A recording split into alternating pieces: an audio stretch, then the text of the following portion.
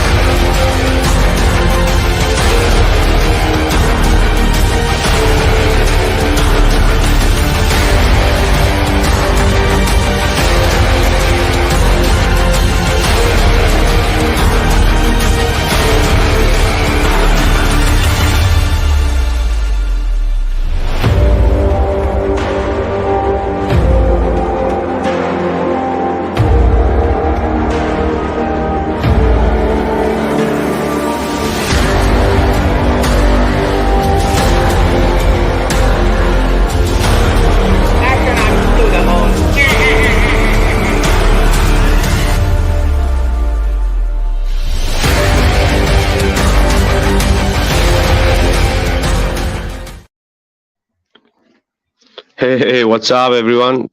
Hello, and welcome to a brand new episode of Heliopsychosis podcast. This is your host, Vikka Draziv, guys. Welcome to the show. If you're watching us from YouTube, do comment, like, share, and subscribe. And please do share the show and help us grow the community. And if you are watching us from realtruthseekers.com, rts.video, yes, realtruthseekers.com is one of our main sponsors for Heliopsychosis and most of our coming productions. So make sure you guys check out realtruthseekers.com. And yes, what a topic we have today. Many people would be thinking like, what's up with Vikka? Where the hell is he going with this topic of today? Yes, maybe it's a taboo topic for flat earthers, aliens and E.Ts. But I think the time has come for us to address these topics too, because it's all interconnected or interrelated, if you want to call it in some way. Because if we believe in this realm and realms above, and we believe in subterranean world, we believe in giants, we believe in titans, we believe in mythological creatures, with all the ancient cosmology speaking about this. So why not the aliens and E.Ts should be looked and considered into? Because we have been discussing lately all these cosmologies, and we feel that there is truth in there. So all these cosmologies speak about this extraterrestrial contacts, So we also are big believers of extra lands.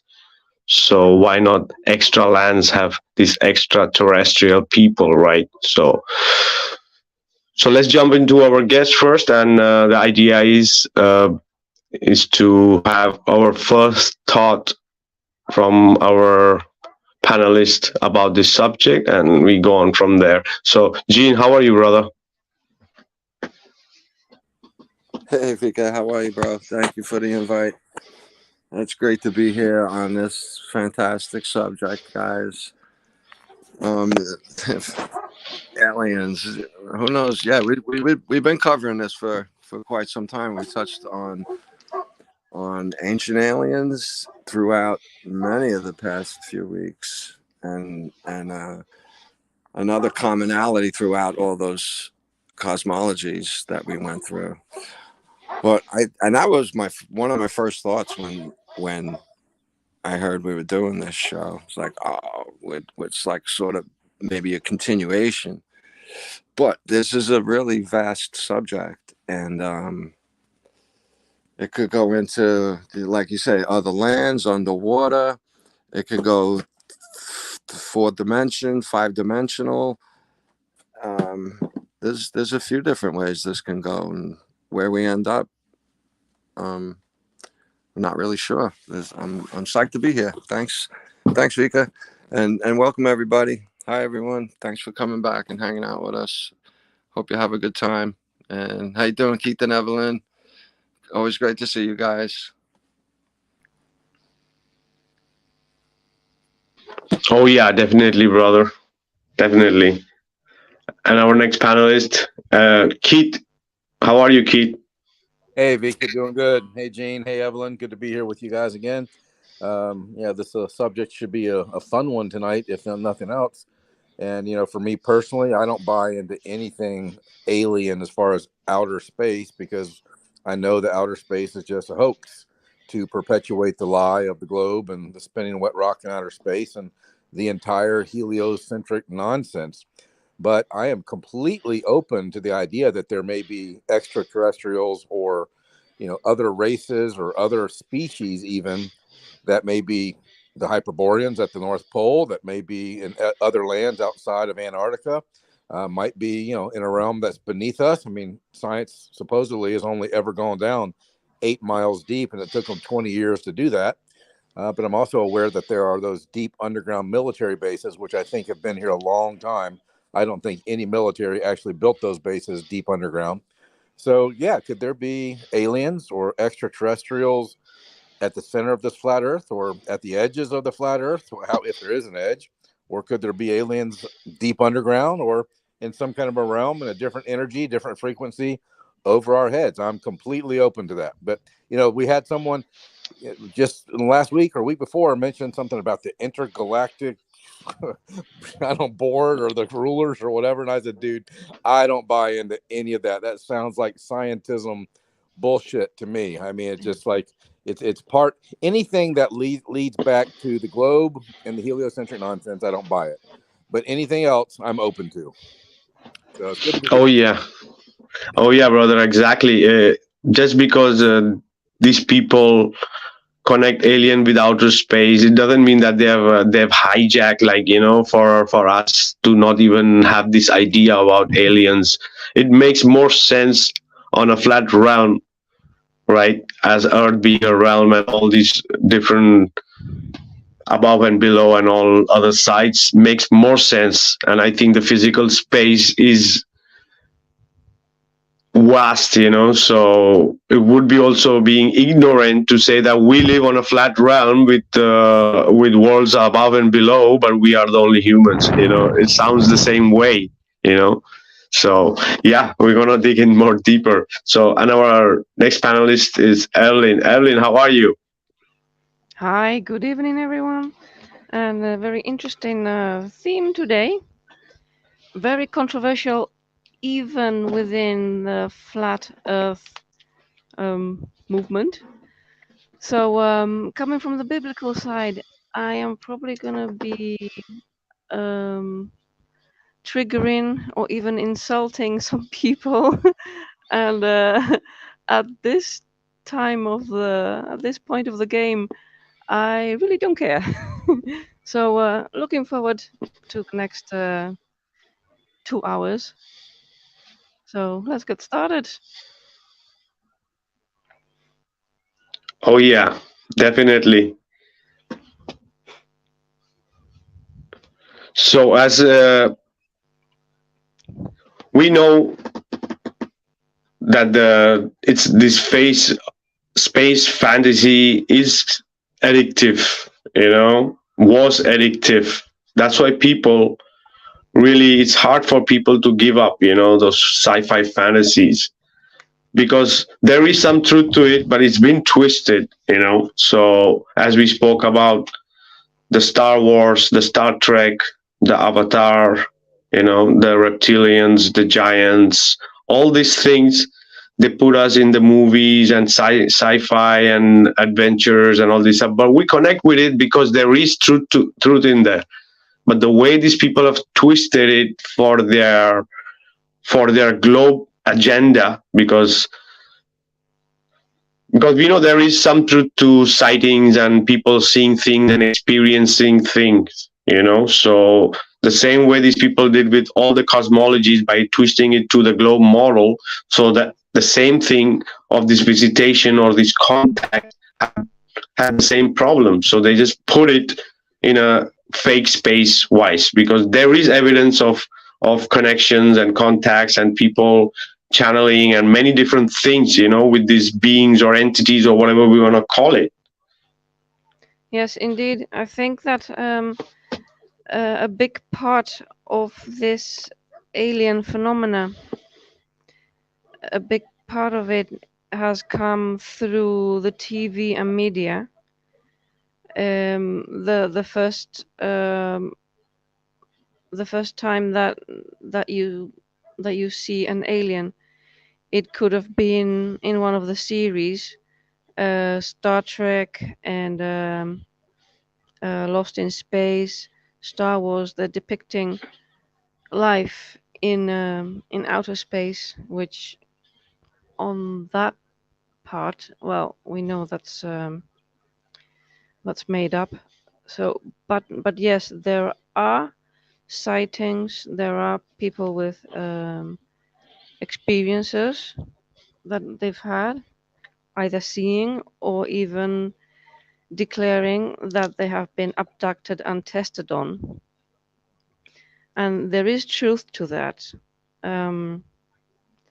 But to think that they are coming from a planet, millions of miles away, and then they end up on Earth, and then they crash in Roswell.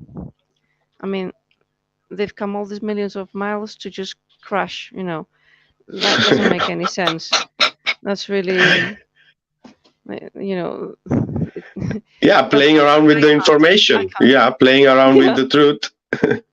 Yeah. So the people look in different ways to the same thing, So they were probably making way to desensitize people to the idea of an alien life being out there and being able to make contact, even in a very negative way, which normally I think that 99.99999% of contacts were very negative, with people saying that they were tested on, that that they've had eggs taken out, fetuses taken out, yeah, and that sort of really extreme. So there is a truth in that something is happening, but what it is, it's probably it's more than just an alien being coming from outer space. That sounded like the Anunnaki right there for a second, Evelyn. Yes, it's all linked. I mean, in the past, people have named them the Anunnaki, the people that came from the sky, the fallen angels. It's from Sumerians, isn't it? What people now call aliens, because, well, in brackets, the aliens come from outer space. In ancient history, they actually knew what these beings were, and they called them demons. And yeah, but it's not that all culture calls the alien demon. Okay, No. There are people right now who don't really understand the concept, and they would call them fallen angel, or they would call them demons from a. Because I think there's a misunderstanding of the concept of aliens.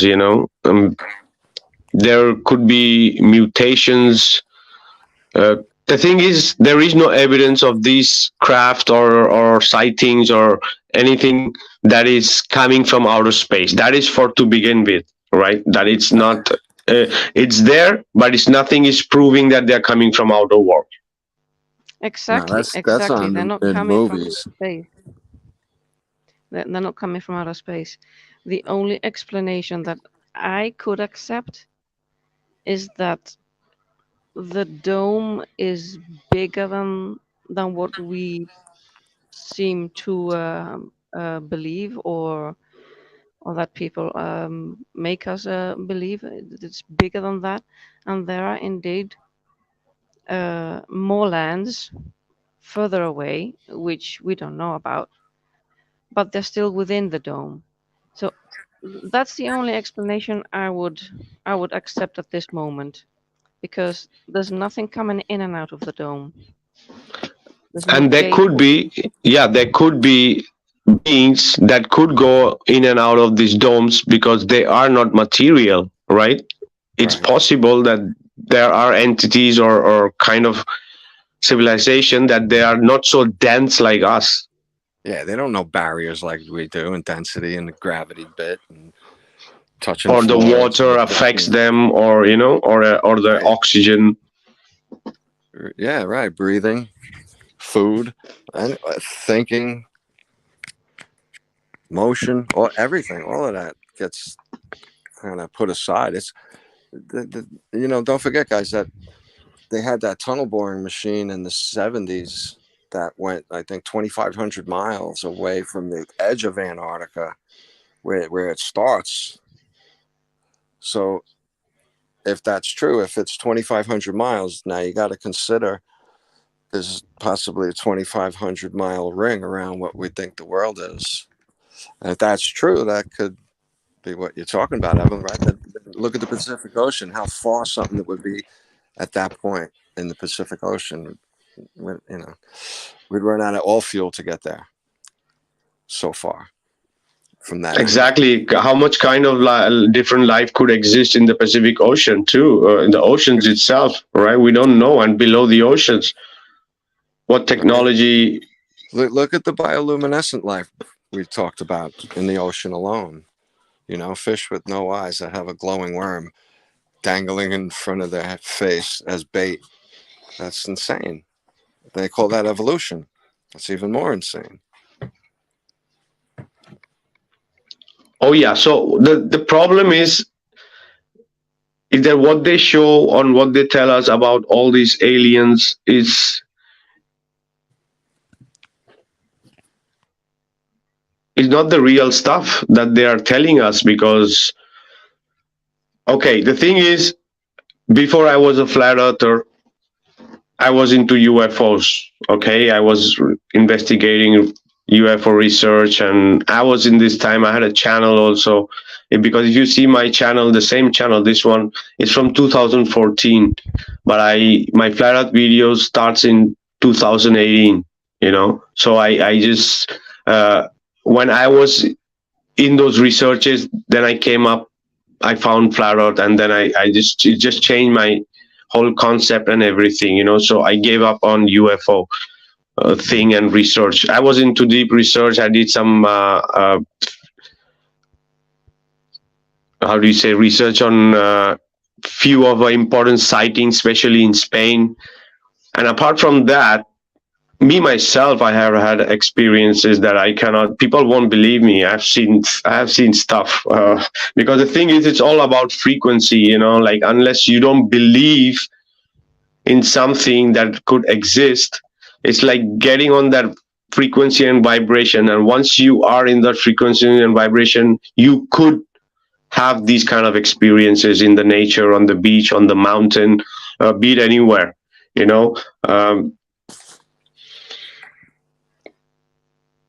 and yeah, maybe a bit more further, I would like to tell a few of experiences. So the thing is that we need to connect to those frequencies to believe that. So there was times where there would be people around me and they won't see it, and I'm like, what the hell? Did you guys didn't see that? Or you know what I mean?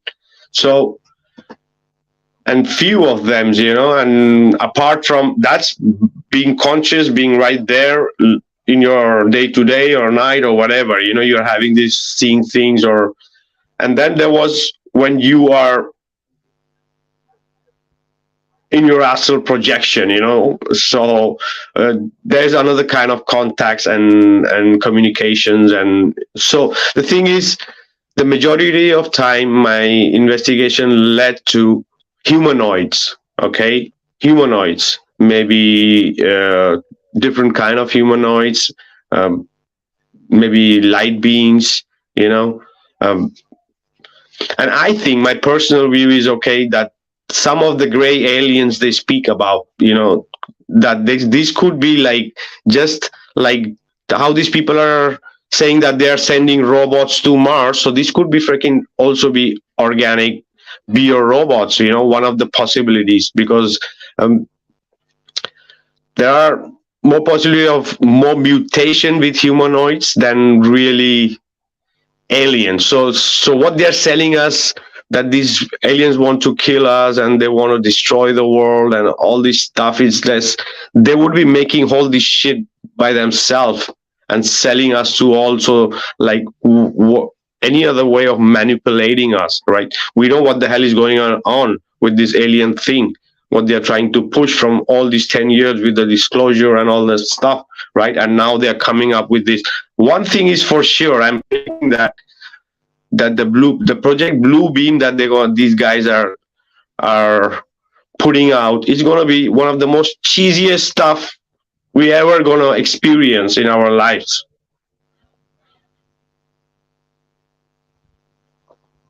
Because we humans are everyone is so screwed up right now with all this mixed up information, that they're going to pull it off, this cheesy blue Beam project. Oh, Project Bluebeam, right? Yeah. Yeah, they're doing a nice job with that for a long time.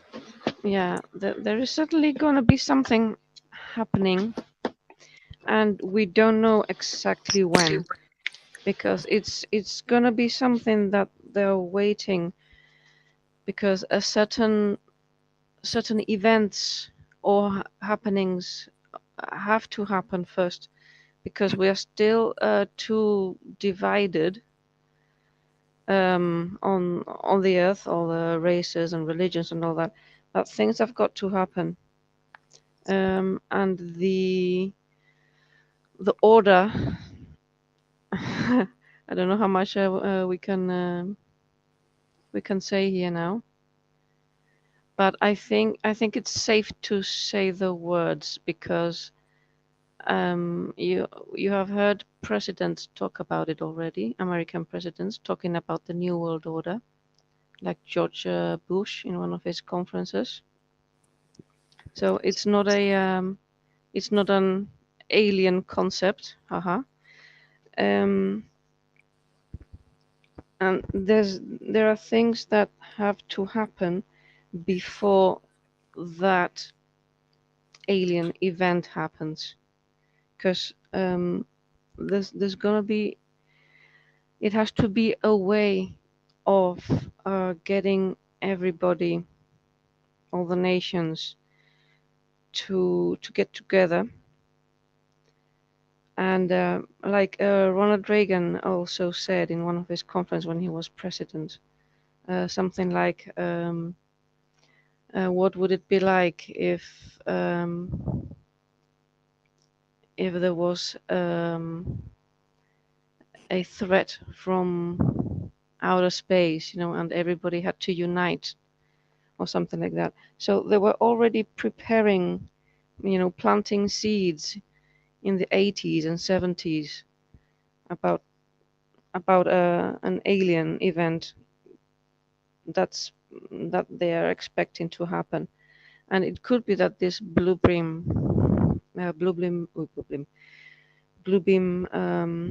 project has something to do with it, but it is so much in the open, the blue beam, that it could be a fake thing that they're putting out for all the truthers out there, or so-called truthers. So well, we definitely have to mention Werner von Braun, the man himself, the Nazi scientist who came to America under Operation Paperclip, and then became the founder of NASA with all of his real cool friends like Walt Disney and Jack Parsons and Aleister Crowley and all those guys.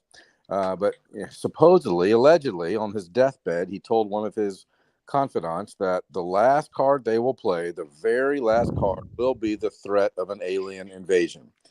And, it wouldn't surprise me if tomorrow I wake up when the world has lost its mind because there's motherships all over these big cities that they're projecting into the sky, Operation Bluebeam. But I don't know if that's going to happen. The thing in our is, life.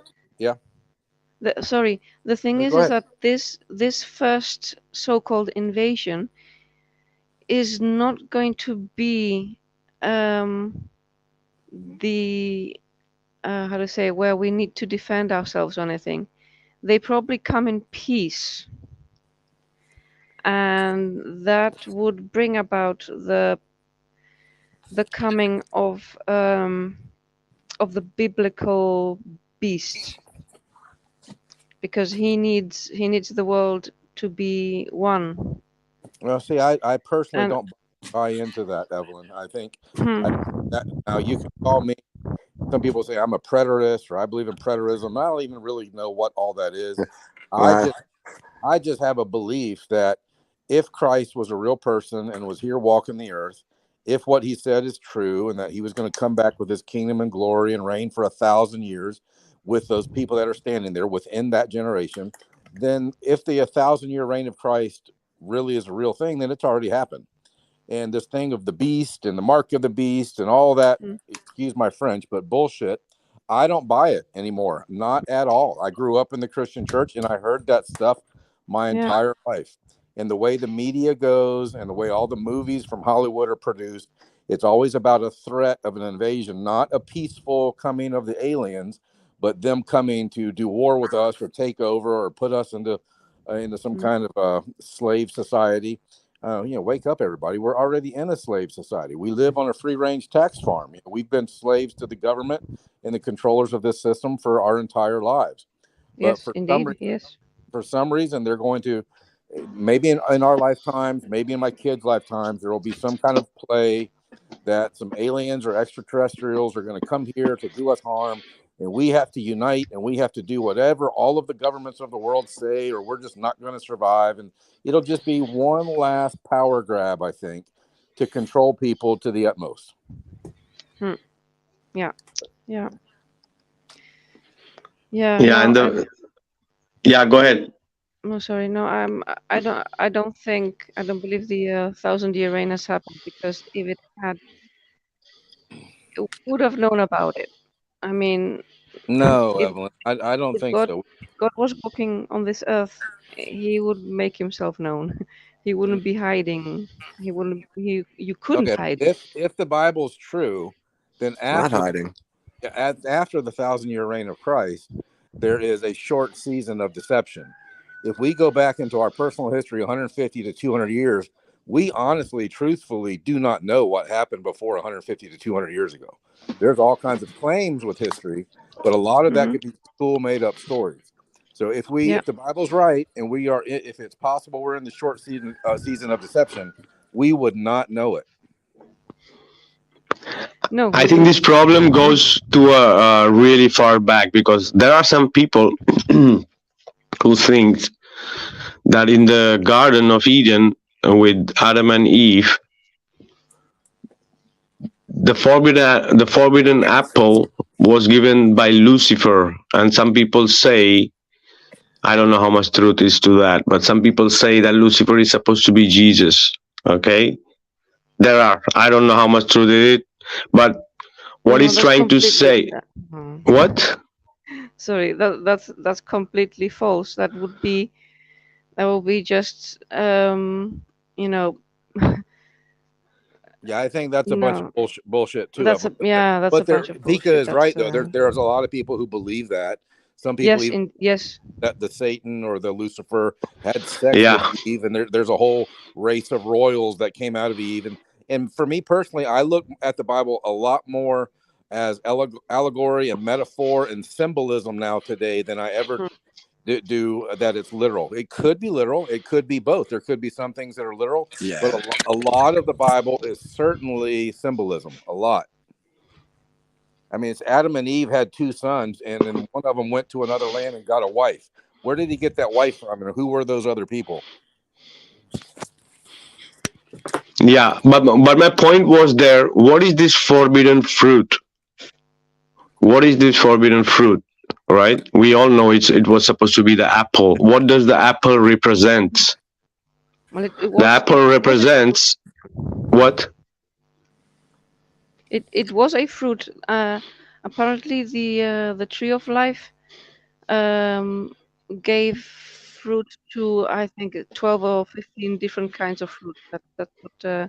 That's what's in our ancient scripture. It wasn't just one. It wasn't a fruit, as in an apple or what we know.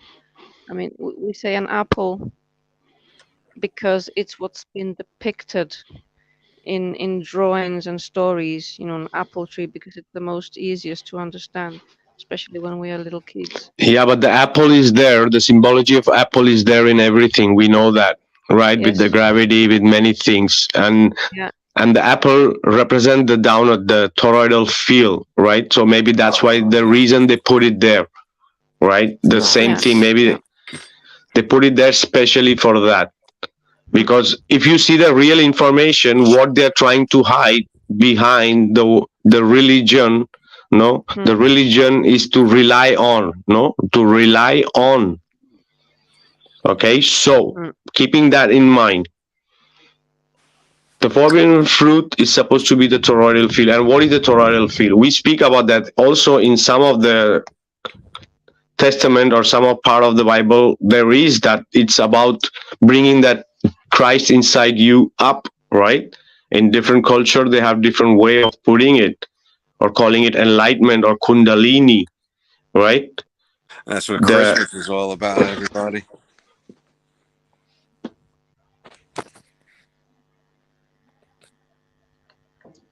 Exactly. But what is the whole concept of all this? Of bringing that Christ inside you or getting that enlightenment or connecting to your higher self. It's all about the pineal gland. It's all about the feeling and knowing that you are also that toroidal field within. We know that we humans are electric, magnetic, right? And we have the toroidal field inside of us, and we are living in a toroidal field, right? And the concept of pineal gland connected to it is for a reason, for us to understand that we need to, in a way, connect with this magnetic toroidal field where we live in and where we have our energetic bodies, right? So that's what is being suppressed in reality, what I'm trying to say.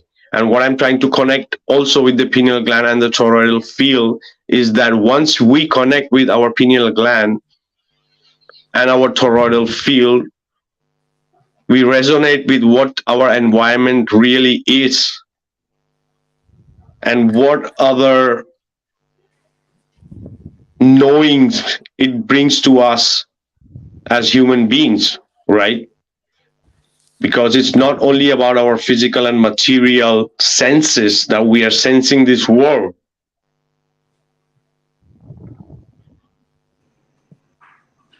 No, but that's what they teach us, and it's not this. The physical world is just a portion of what we should be paying attention to, what we could be paying attention to in a much deeper level. Yeah, that's, guys, that's why the pineal gland is probably the most targeted organ in the body. It's a little, like I don't know, it's really small, like the size of a little fingernail organ in your brain that emits light inside your head, and that's where you get your thoughts and your colors from your pictures and your words and your mind from. And going back to the alien thing is, Project Bluebeam is could be a high level holographic entity that is just an apparition through a mechanism created by these people. And strontium and barium and aluminum have fallen out of the sky, and that's been tested as far as I know. And strontium and barium are two of the main components in these really high definition 3D animations you see in concerts and in schools or whatever. When you see the whale jumping out of the gymnasium floor, you can't tell it from real life. And now I hear they have ones that are actually physical, that they can manipulate or be manipulated in the physical world as well as just in, you know, these high-tech lights that we know they have going on. And what I think they're going to do is they're going to have some sort of blue beam all over the world, so we all see what is appropriate for the people in that part of the town. And I would tend to think they're probably going to bring the new reason to keep everybody home for substantial amounts of time, and that'll all be, you know, on the news, and that's the only place you'll see it. You know, that's what I think they're going to do. And the aluminum is falling out of the sky, and that's what's calcifying our pineal gland and making the light harder to get through the calcification. And the fluoride is what helps our body absorb the aluminum. And I think that might be a little road to explore, possibly. Okay, so we'll do one thing. I wanted to do this a later part, but I'm gonna. So, what is supposed to be the third eye? You know, and what happens when it's activated? The third eye is the main gland in the mind, in the brain. The pineal, the pineal, the pituitary, the hypothalamus. When these three are activated, the pineal gland starts to release an elixir. The same thing, bringing the oil. Oil, lion, helio is the same thing. Oil, lion. The Leo, the heart chakra, the Jesus, right? The center is the same thing, which allows us to connect to our multidimensional self. Allow you to connect to your energy bodies and beyond. In order for the pineal gland to be fully activated, the endocrine system needs to be operating to its fullest capacity. From where you can start to see visions, images, perceptions. You will start to see different timelines, different dimensions, past lives, future lives, different extraterrestrial lives even. But all of them connects to the pineal gland in the back through our astral body. So the pineal gland is a doorway to the multidimensional realms, from where your mind has to balance between your left and the right hemispheres of the brain. In order to achieve clarity, because a lot of time we start getting visions and we start to get away with these visions because they are so exciting. But what we have to understand is this vision is in alignment with this current timeline where we are existing in the present moment. And in order to really differentiate that, you have to learn how to be in your heart and allow the mind to surrender to the heart. because from the heart space you can receive clarity of which is resonating for you in this moment in time. Because until then, the mind will run away to different directions, different timelines, receiving information, but will not have any clarity of what is really needed. So, breath work and different stillness meditation, coming into the heart space and allowing yourself to be in the present moment.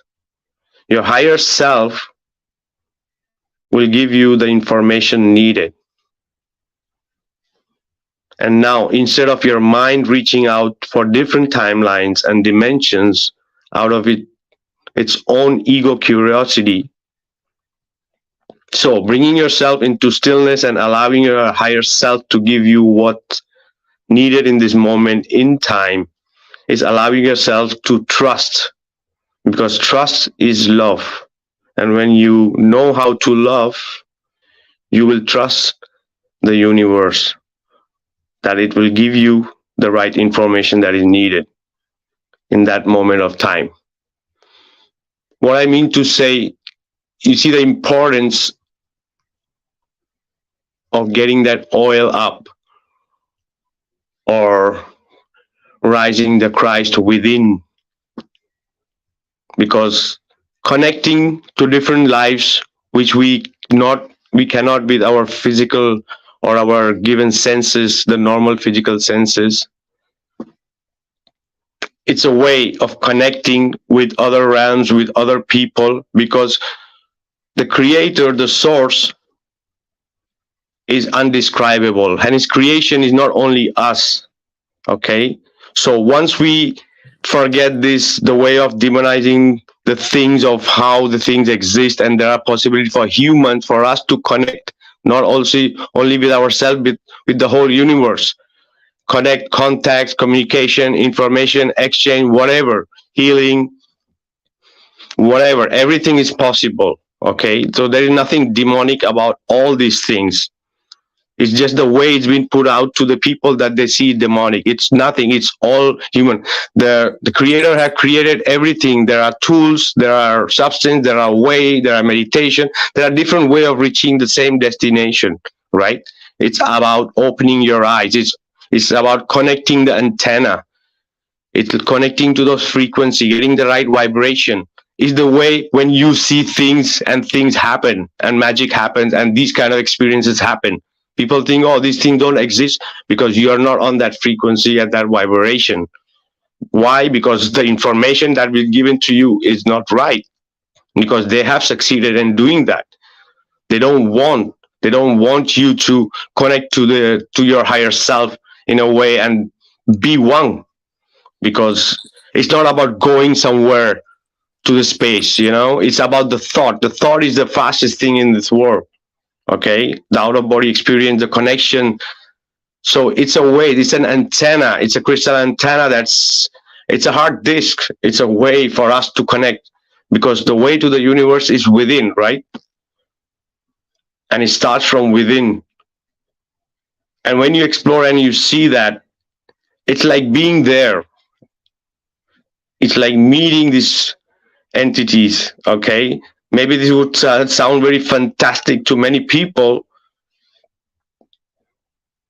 but so many people do contacts like this and connect and share information. And so there's a lot of stuff that is highly possible in every aspect and sciences, that there have been help from all these other entities or humanoids or extraterrestrial or aliens, whatever we're going to call them, for our evolution. There has to be some kind of hand, right?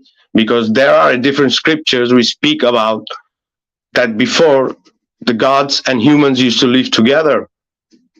And literally the gods got fed up with the human bullshit and they left, right? So they could be somewhere for a little bit far away, could be our relatives, or could be a mutation of a humanoid, because there are so many kind of humanoid that exist. Just because many have not seen doesn't mean that it don't exist. There are so many variations that we cannot even imagine.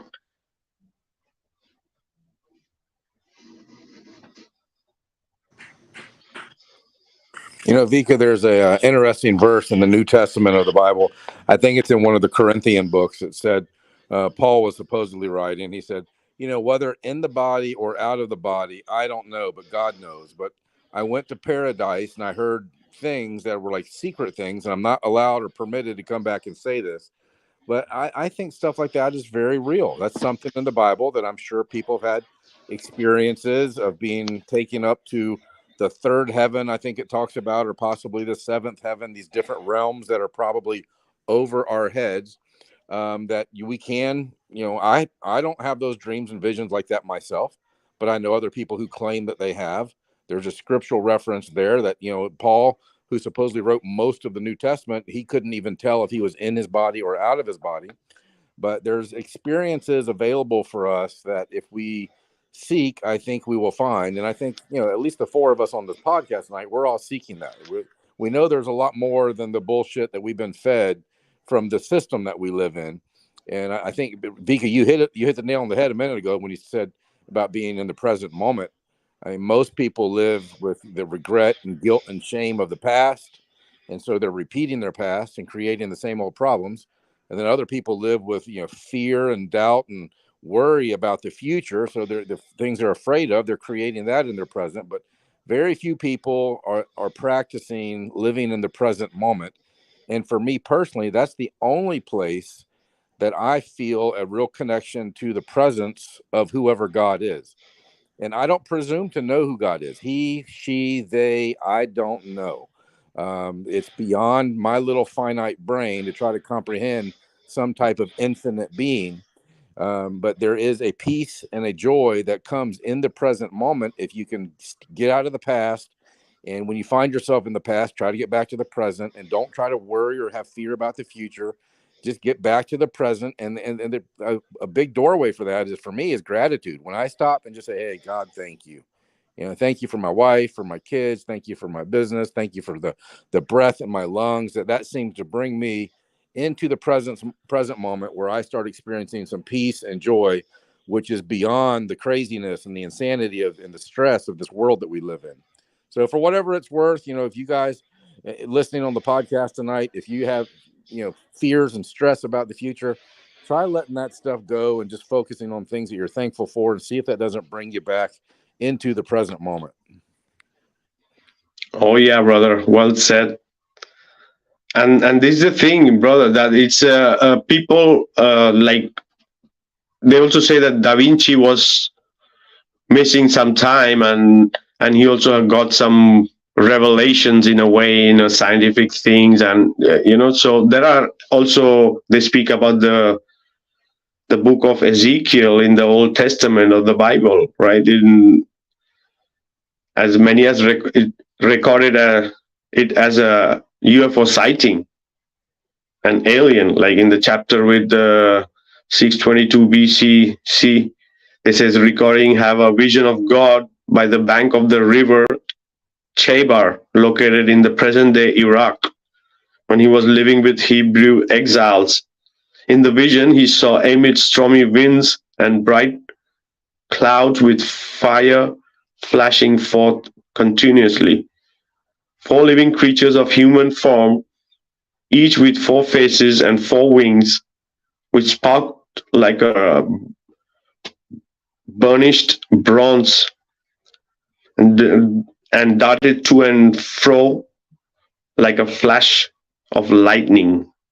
So it's like a UFO encounter almost.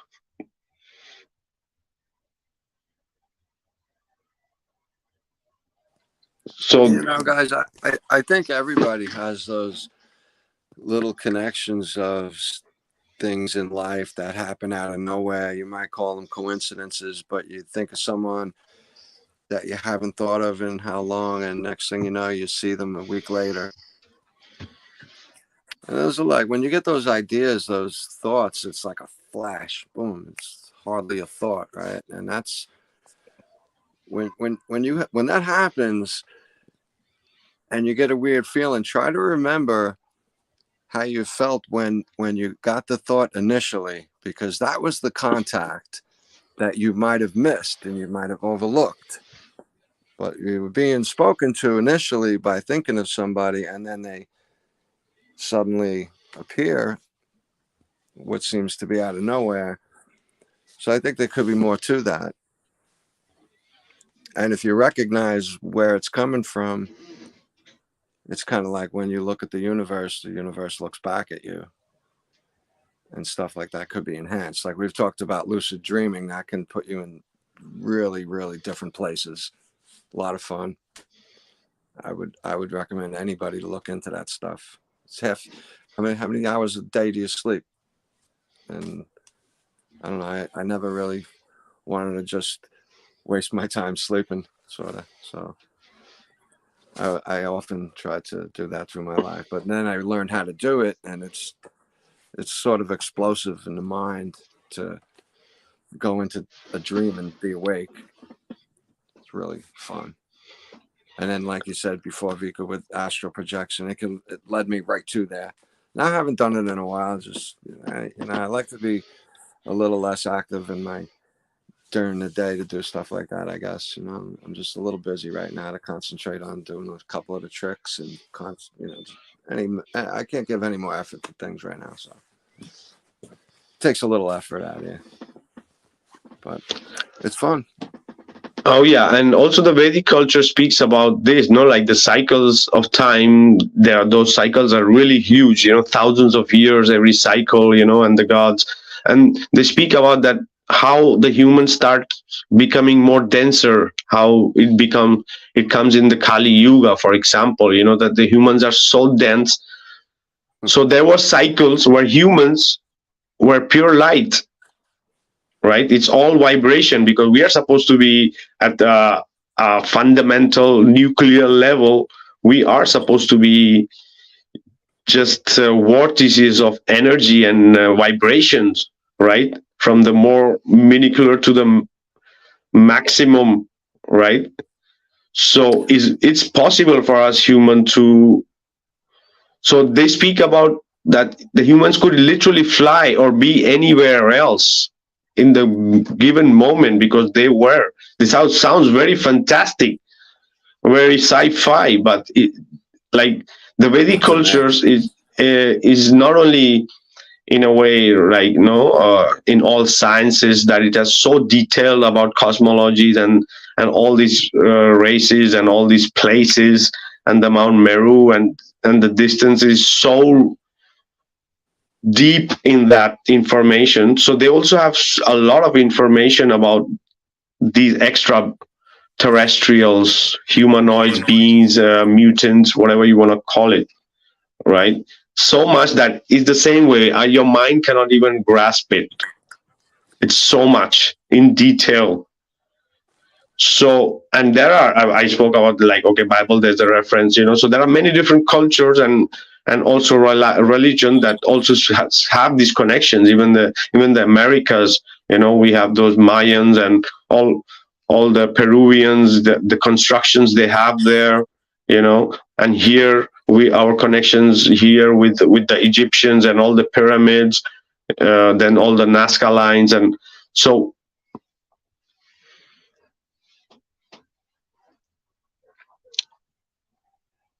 It says, and also the Anunnaki, as we spoke about, right? The Anunnaki knock the ones who knock the trees. Anunnaki knock, right? Enoch. So there is right there in the etymology of the words. What is the connections with those extra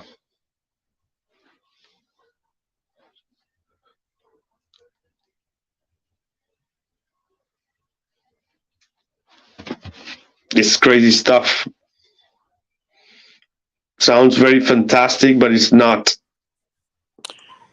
Yeah, I think what is very possible for us is that we live on some type of an infinite plane in our little known world and our little continents here could be a drop in the bucket compared to what's beyond the ice wall. That, you know, there's a map someone created of all these other lands out there. So one of them's like the lands of Venus and the lands of Jupiter and the lands of the Anunnaki, and there's all these other little circles that are like our circle with these other continents, but all these other species or shapes and sizes of other humanoids or whatever they are. And I have no problem thinking that that might be a possibility. But I take, you know, definitely I have a problem thinking that some alien or grays are going to come out of the sky from a planet a billion miles away. Evelyn, you were hilarious when you said, "What do you mean they flew millions of miles and then they just crashed when they got to Earth?" That was so funny. But no, I don't think there's any life up above us that's physical. I think those other realms above us are probably some other kind of energy or frequency.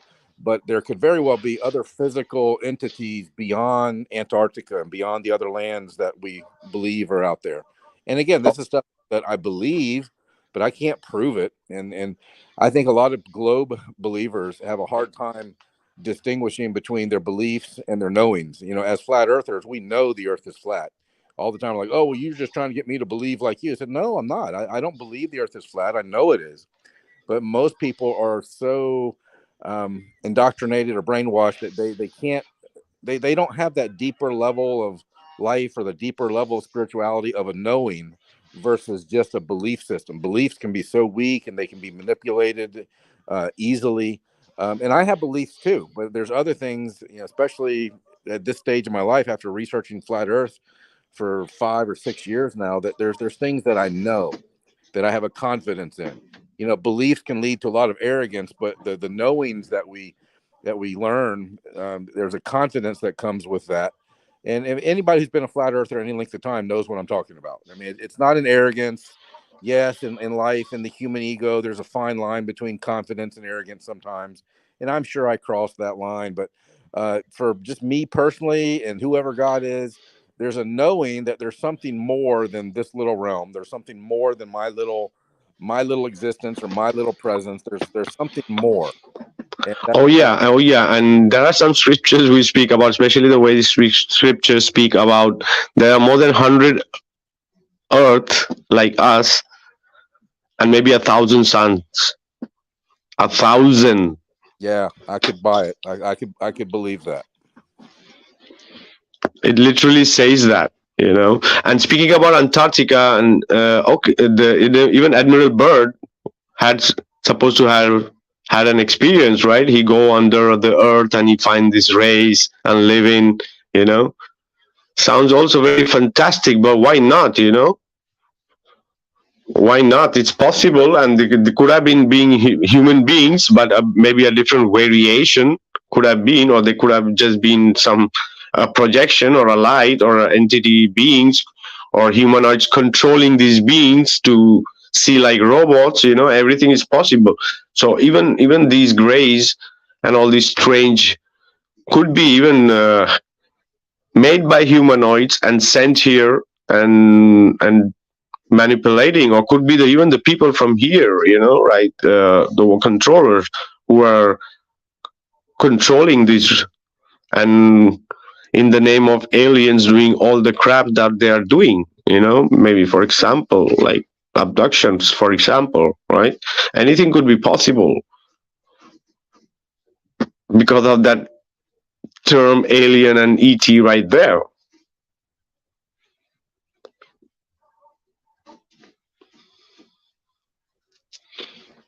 And speaking also about the reptilians, you see the importance of reptilian in all the different cultures, as dragons, as snake, as whatever. Why is it? So there could be realms that only exist the reptilians, right? And also the reptilians, according to some cultures, they are the real owners of this earth, because there are cosmologies we speak about these serpents and dragons and all these creatures, and the gods had to fight with them. So there are, in a way, existing even before humans, right? So how many different races like these could exist below or in the extra lands, right? Why not? Why does it sound very fantastic, right? We don't know the real environment that could exist beyond. We speak about giant trees, we speak about giants, we speak about, right? It still could exist.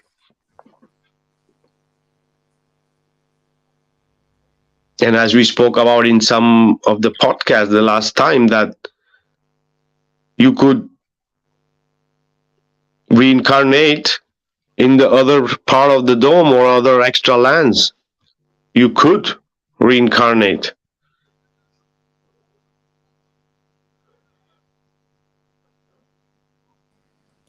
Hey, Vikka, you were talking about light beings, right?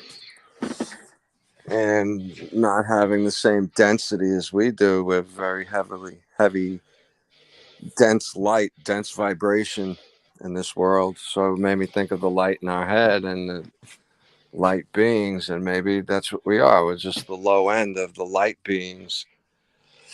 So if we got this tiny light versus a being of light, and think of all the possibilities in between, because I can't imagine just jumping from this to that, really. It's got to be transitional periods into a world that fantastic, and that is possibly what we're doing here, right? Learning how to be proper beings to each other and to ourselves, and care and love. Yeah, it's like life as a classroom. Exactly, right. And if that is true, I would say that this whole entire 80 years or whatever you're lucky enough to get in this life, or is like a day in the kindergarten for a soul, and that kind of an existence is hardly measurable, right?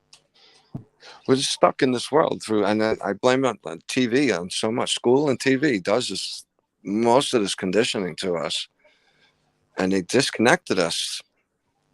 And a great deal of what we think and how, and our intentions aren't really proper. The way we communicate isn't really proper. Yeah, it's not just a disconnection. I think it's a constant distraction as well. I mean, the media. Sure. How many people have conversations like we're having tonight, with considering the possibilities of different life forms above us, below us, outside of us? Not many people have conversations like this. Why? Because they're distracted by the next football game or something. Yeah, like one we have in the chat right now named Joe Goosan say no other land, no reincarnation, no vibration, stop smoking weed, read the Bible. Yeah, be in your box. That's what you're meant to be. Be in your box. Okay? Label it and put limits to your God. Okay? Be there. Be happy. All right? That's a good word, Vikka. Limit it. Don't limit your imagination. Why do that? It's just you stretching your mind around. That's all it is. We still live in this world. There's a possibility that there is some sort of mass change, because you know what? If the pineal gland is an antenna, we are connecting to it. We're sending out thoughts. They're being read. There are AM. How many AM and FM radio waves are right in front of your face right now, that if you don't have your radio on, they're meaningless to you. And it's sort of the same idea. So if those thoughts are being read and the shift is happening where people are really tired of what's going on around here, and it's not just over here, it's not just over there, it's everywhere. People are just tired of the system, and this whole system is fraudulent, and it's really not necessary. And this is why we have these conversations, because we get into these possibilities that are almost probabilities, really. But we got to get together, like Evelyn was saying also before. We're going to concentrate on the things that we can concentrate on together, and not worry about all the little silly differences, because they're kind of insignificant when it comes down. Yeah, it's being arrogant or ignorant to think that we are the only creation here. like what some means here, no other life forms, and only angels and demons. Yeah, it's only angels and demon and apocalyptic, and come on, man, we are bored with that crap. Well, how many new insects are found every year by these scientists? I'm not sure if anybody can maybe Google that. It'd be awesome.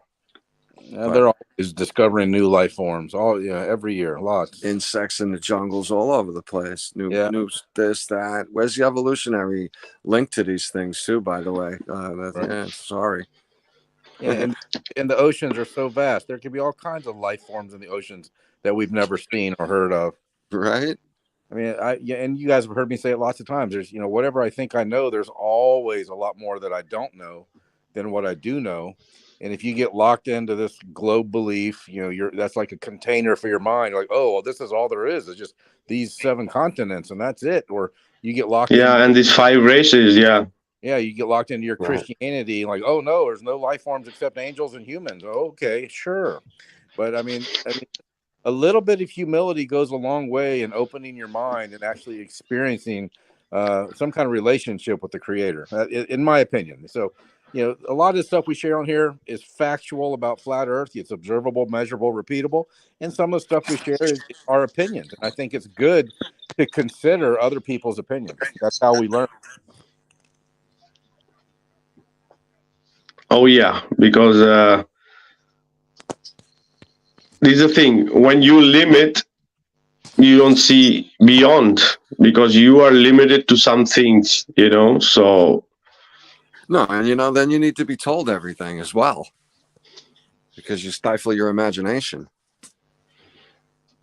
Exactly, and we have already connected it with the religion part of it, with all these awakening and the energy centers in our body. If you want to call it another word that the people would get triggered, like chakras and all this stuff, right? But it's all the same thing. Even the Bible is saying the same thing. Just because you don't see it doesn't mean it don't exist, right? But what is the idea behind that?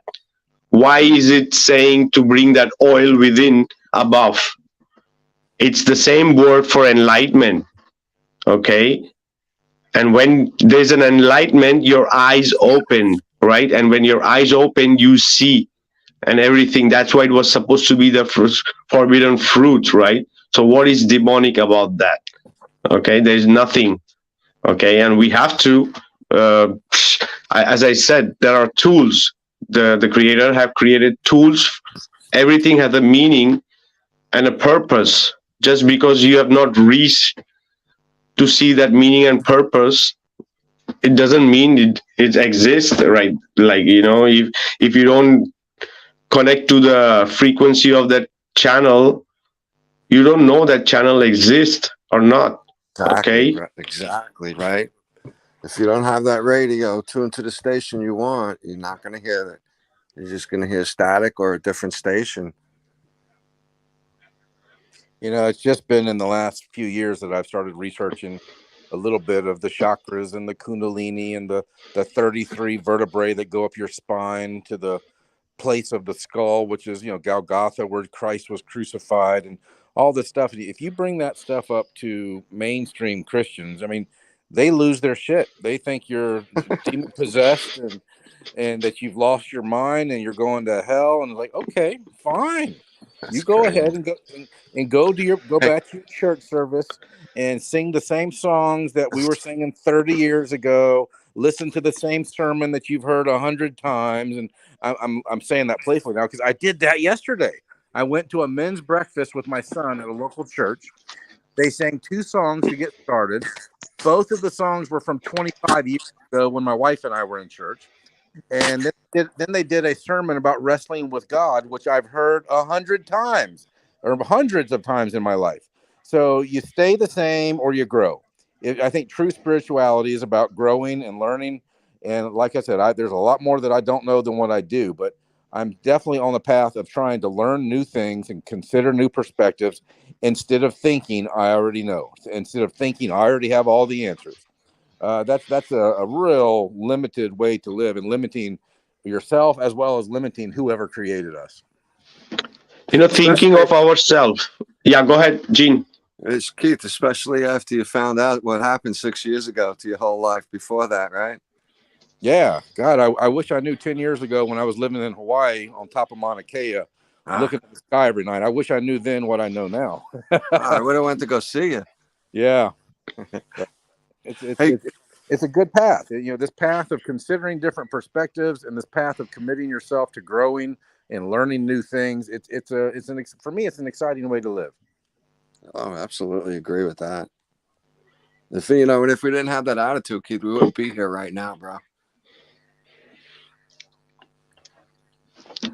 Exactly, because if we speak that we are energy, vibration, and frequency, the people don't want to believe it, But if it's more put in a scientific way, then maybe the people want to believe it. The diet open people would believe it. Yeah, it's true. There's something, But when you speak about like this, they're saying, "Oh, these people are getting more esoteric and spiritual." Yeah, way too far. Hey, you want to know, guys? I want to bring something up also while we're talking about this. Is that if you look at the medical symbol today, I think it's like a dagger or some sort of. No, it's these two Kundalini, the two snakes. Right. There's something in Caduceus. the center. The caduceus, right? I thought there was something going through the center representing the spine, but that's what we're talking about right now. That symbol is the path of the Kundalini coming down, the oil that comes down your spine, and it sits in the bottom of your spine for a day and a half or 2 days or something, and then it changes vibration under the right circumstance. And when it goes back up, it helps to lighten your pineal gland. And if you don't have the right circumstance, it still happens once a month to everybody. But if the right circumstances aren't met, it stays there. It's null and void. The vibration didn't change, or it'll still go up and down the track it belongs on. But I think the vibration doesn't change because there are a few certain specifications you have to meet to make this work. And that is the problem going on right now, because a lot of people don't even know that there's something like that going on. And the specifications are kind of personal, and you got to get into stuff like that. And I think some of the specifications are, holding your orgasm, if you will, exactly for a month, for 28 days. And supposedly this happens with the moon cycle. Instead of releasing your fluids through sex, which that's great, it's pleasurable, I love it. I have 7 kids. My wife is hot and around the house. Cool. But getting a little more spiritual and practicing some abstinence and seeing what happens to the fluids in your body from your bottom chakra to your skull. There's some truth to that. There's some symbolism in the Bible that relates to the physical body that we live in pretty accurately. And there's a lot of strength to do something like that at points, right? So it builds an inner strength that's in a different area that you do that. That's a personal aspect of your life. And when you're faced with a challenge, like something like that challenge, or road to go on, whatever you want to call it, it's different. It's just a different world, and it offers different things in this world that are not on freaking CNN. Well, and everything on TV and billboards is sex sells, and you got these hot chicks, hot guys. Well, exactly. How do you think they're taking us all out of that possibility? Yeah, and you got free porn everywhere, so people are over there, spraying themselves. And if NASA releases a new cartoon, the globe heads spray themselves immediately, and they're just releasing all this energy. But what if you kept some of your energy? What if you held on to it? What if you started paying more attention to what's going on the inside of you than what's on the outside of you? I mean, this is part of my personal path right now, and there's something very real about it. 100%. And also speaking about the TV, so as you spoke about TV, it's like, okay, speaking about the energy and frequency and vibration, like we are a part of the creator, so it's like we are in a way broadcasting what the creation have created to us. We are like a TV supposed to be, right? Like a TV. And we are broadcasting from this source above, that is created everything. So we being frequency vibration and like antennas, we are broadcasting this. So also in a way that just because our there could be a time that the TV breaks, but the broadcasting doesn't stop. So when we are broadcasting here, we create some patterns, and these same patterns we continue in the next broadcast, which is continue. Just because the TV broke doesn't mean the broadcast is finished. So the broadcast is going to continue once it finds the same pattern in another TV. It's just a way to relate that what we are in a way as human beings, right? And connecting it with the energy body and the pineal gland as an antenna and what has been happening, all right? But this is too much. It's too far for many, right, to understand. Because many also don't believe in reincarnation and all this stuff. It's just patterns. So in a way, we to say we are in a way eternal, created by the creation, the source, right? So all this connection with the vibration frequency and the magnetic is nothing wrong about it. It's the energy body is equally important, or I think more important than the physical body. And all the other contacts and other visitation and another information coming from outer source and everything, this is all, it's a bonus, because you have passed the general understanding of what the general human beings understand about all this stuff, right? Because first is healing. First, it heals you, because you have to heal your, as somebody mentioned in the chat, the temple, be it of Christ, Krishna, or anybody. It's a temple. Everybody have one. No one is going to say mine is the only temple that exists and the rest are all matrix, right?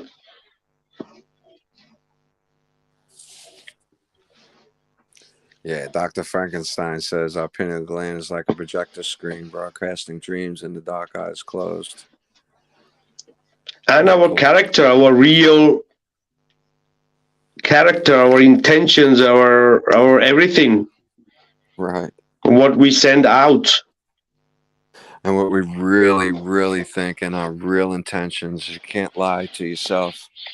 There's no way around that. Your deepest thoughts and your deepest intentions. That's why it's just do things from the good of your heart, and you don't have to worry.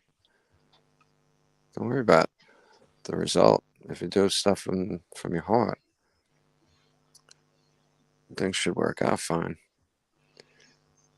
But then they say, the road to hell is paved with good intentions, I guess, as well. So.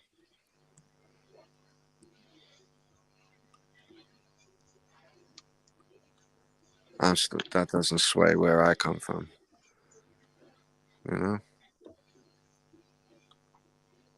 Oh yeah, it's the Maya, it's the net of the life, So to keep the polarity going, right? That's why.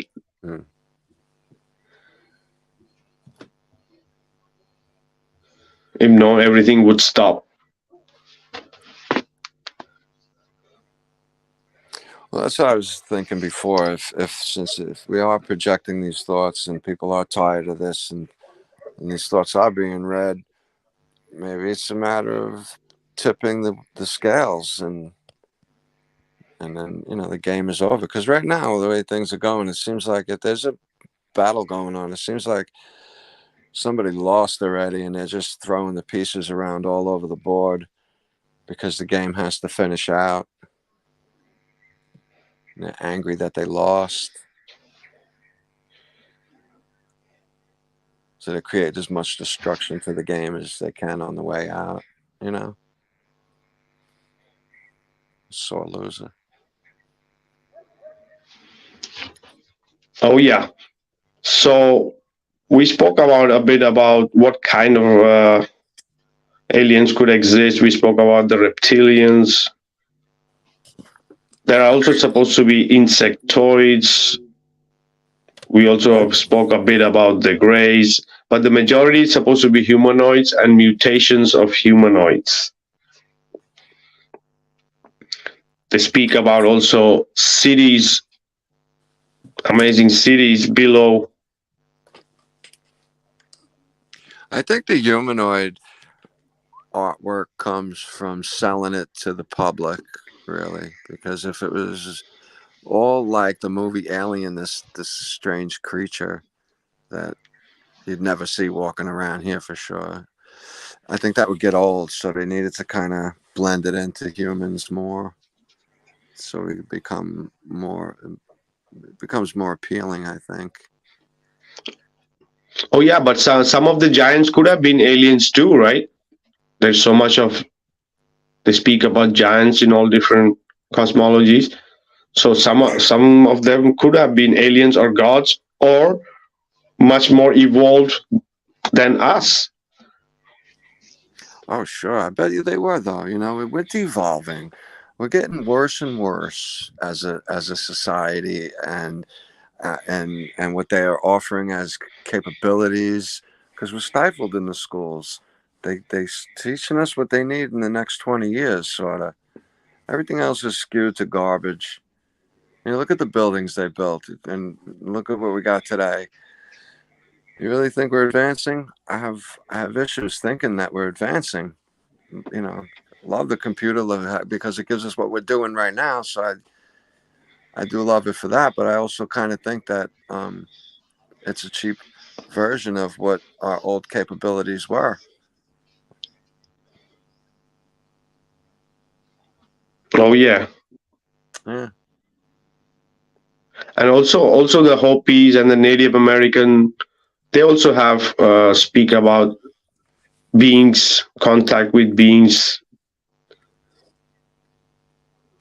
Well, you know, we got like a lot of Bigfoot sightings over here, and I guess the best explanation I thought I heard was that maybe it's some sort of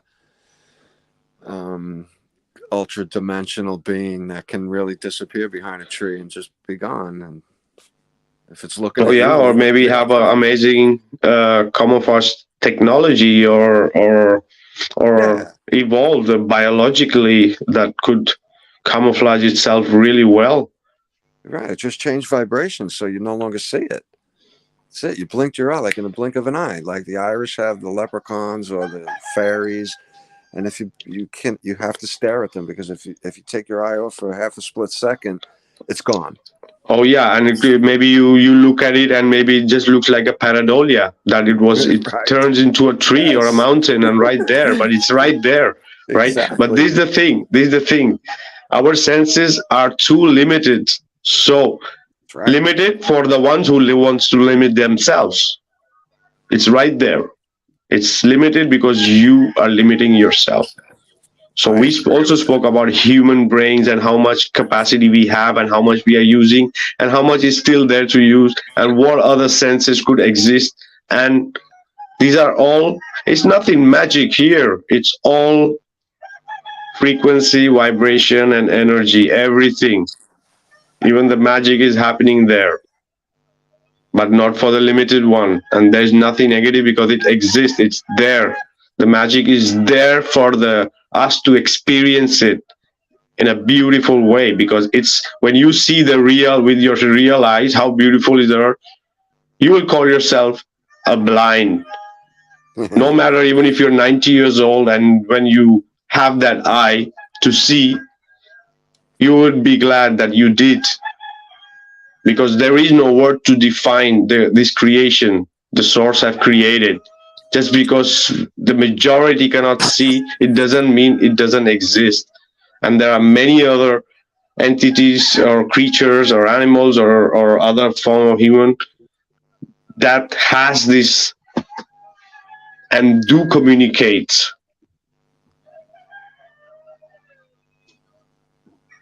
I believe that 100% that plants and animals could communicate with us in a vibrational, intuitive message in your mind kind of way. I've had it happen more than once in my life in different occasions. And for one instance is like people know me, you know this, that I find 4-leaf clovers. Like, it's crazy how I find those things. And if they're special, and they're pretty rare from what I hear, that you don't just find them every day. And there's 2 different kinds. One's a little more rare, and I find the ones that are a little more rare. And they call me. I don't know how else to tell you that, but I'll be sitting in a place, and all of a sudden I'll be forced to get out and go look around. And within under a minute, I'd say 90 seconds, 30 seconds, I'm standing right in front of one of these things. And I did it with my son once, and the 2 of us each found one a foot away from each other. So, did it bring me any luck? In that way, that way, yeah, I do feel real lucky that plants are talking to us, guys. And what could that do for us? I don't really know. But what if you're sick and a plant tells you, hey, you got to come boil me in a tea, right? All the plants have healing properties. And for me, that was a very sort of a spiritually healing thing that happens. It's been I found a 4-leaf clover because something told me to turn around and look in the bushes behind me when I was in Manhattan, sitting in Washington Square Park in 1987. And that was the second one I found. But that's a little strange to me, and that's how I find them. Something just tells me where they are. And is it the plant? Is it, I don't know, but something happens, guys, and it's very, very real. And the same has happened to me with animals. So many people have had this before. I hope I'm talking to the ones who have and haven't. And if you don't think it could be possible, then maybe you're right for you. But for me, it's more than possible. It is real. It's real, guys. And with the pineal gland and the things falling out of the sky and the awesome food and water we have, they could be slowing all of our capabilities down little by little, death by 1,000 cuts, little by little. And you don't notice it. It's like when going bald. I never noticed it until recently. Slow approach that isn't always visible, noticeable. It's insidious what they're doing. But we have the power to reverse these things, guys. You got to understand that too. Yeah, that's why they have the flower of life in the Vatican, right? With the lion's hand on that flower of life. It's like it's protecting the truth. Right, keeping us down.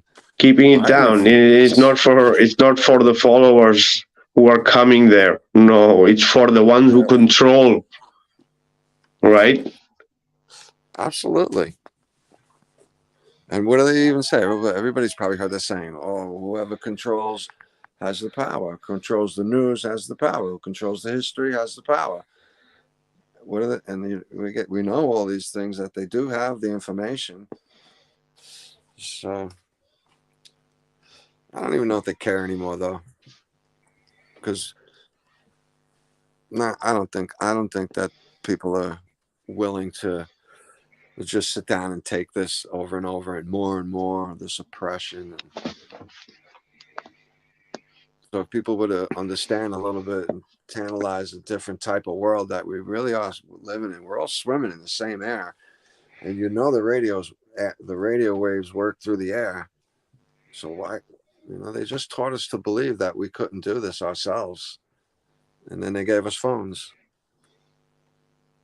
to mock us, to make fun of us, because we could be doing this.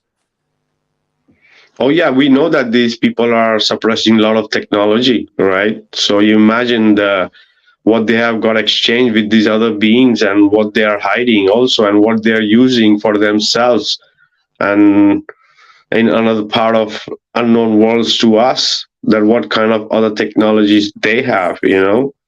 Oh, you kidding? Think about it. The technology, the food, the transportation, just maybe there's ways to tap into a fourth dimension where you are less physical. Imagine that. Half the dream state.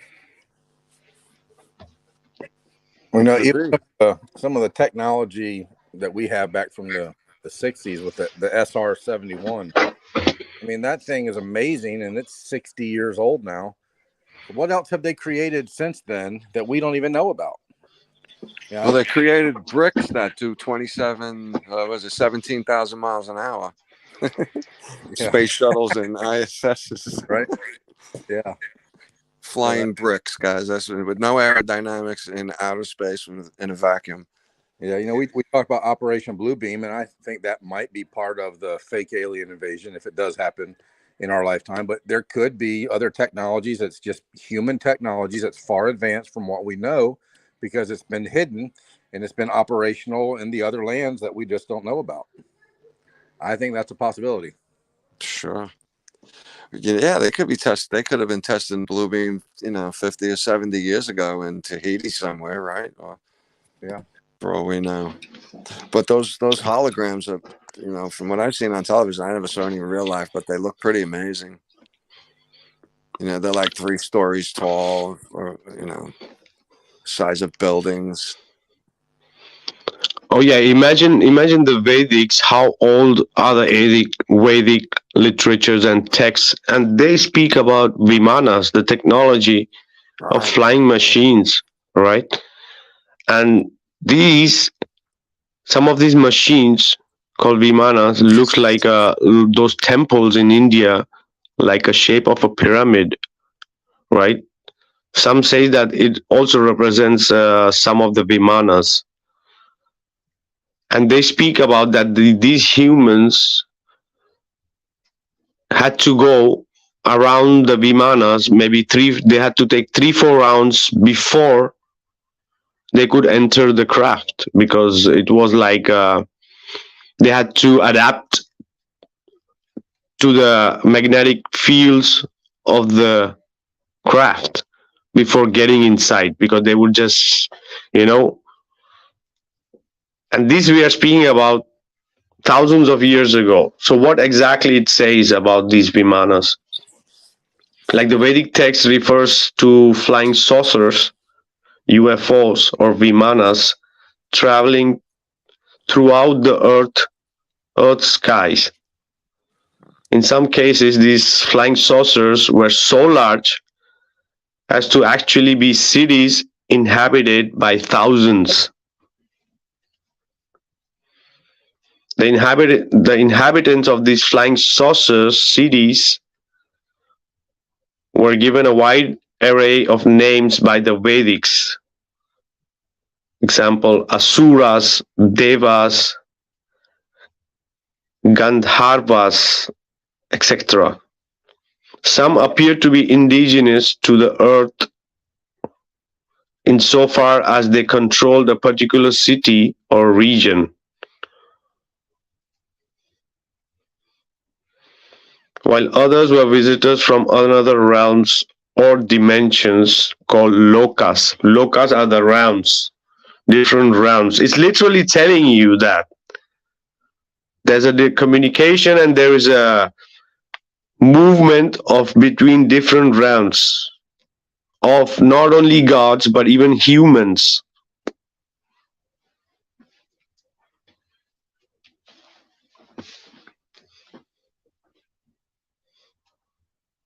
So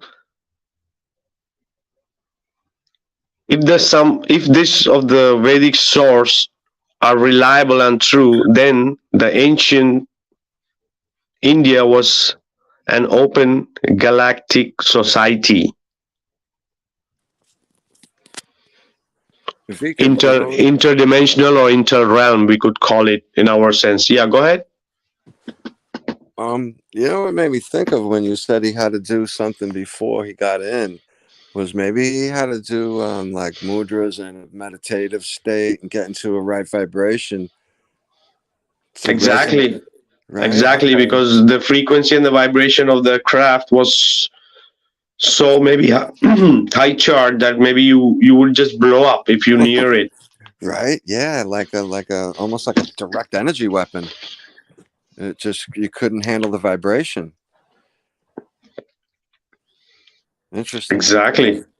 Very cool. And so many people also in their rituals they have around these temples, they go around the temple a few times. It's the same representation in a way. Right. And what vibration does is something that goes around to cause the vibration. You know, that's what, you know how your phone vibrates is a half a weight on a circular rotor. And that half a weight spins in a circle, creating that vibration of your phone. In case you didn't know. Oh yeah. So these beings required advanced technologies to move themselves through time and the realms. And they could be regarded as extraterrestrials. Sure. And in case where these beings could move between worlds without technology, they could be regarded as celestials in a way. The Vedic text describes the conflictual relationship between the Asuras and the Devas, who were depicted as the primary protagonists for control over the earth's cities and other realms. The Asuras appeared intent on taking direct control over human cities and civilizations, and appear analog to the Nephilim, this like shown in the book of Enoch. It's the same. The Asuras used advanced technology to invade different realms to establish direct control through interbreeding and the introduction of advanced technologies. The chief protagonists, the Devas, also used advanced technologies in their perennial conflict with Asuras.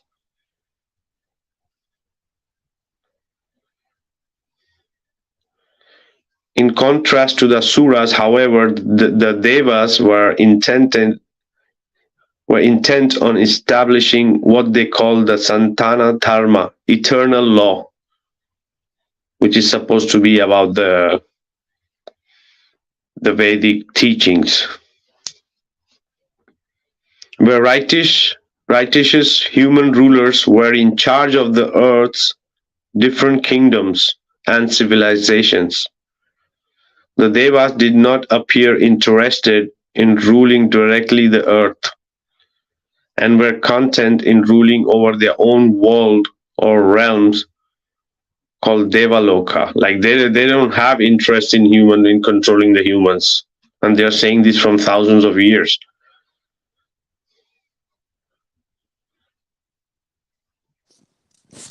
It'd be like a step down for them.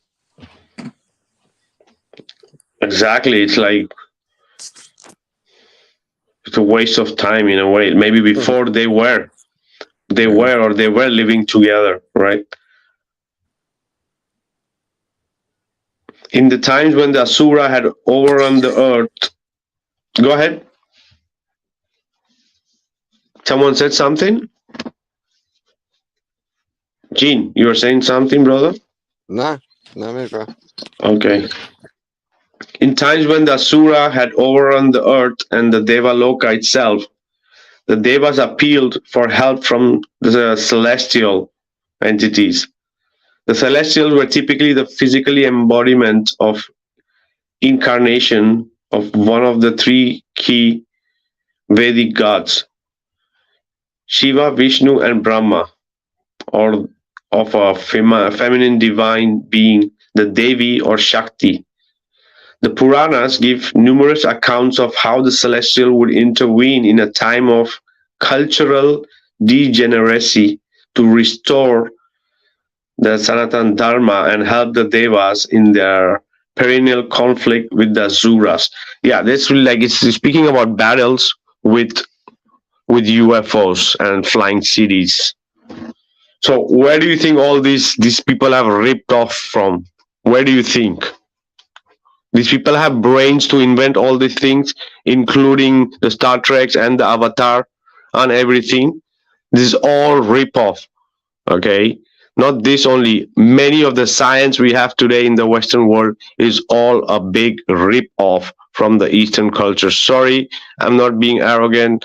It is what it is, because it was, for example, India was the jewel of the crown for the British, not only in the aspect of resources. We are speaking about $45 trillion, okay, in resources from that time.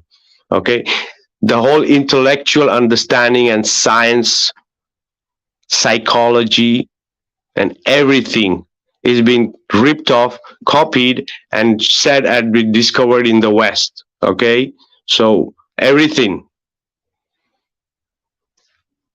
the whole concept. I would go in much more detail in some future podcasts about the details about all these psychologists and everything, the books they have written, and how they have twisted it in their own word, and they did say they discovered the psychology and everything, taking it from the spiritual aspect, from the essence. And the worst part is that it's not even giving credit. It's like stealing and saying this is what we discovered, and then demonizing the East for all their understanding and all their science and everything in technology and everything.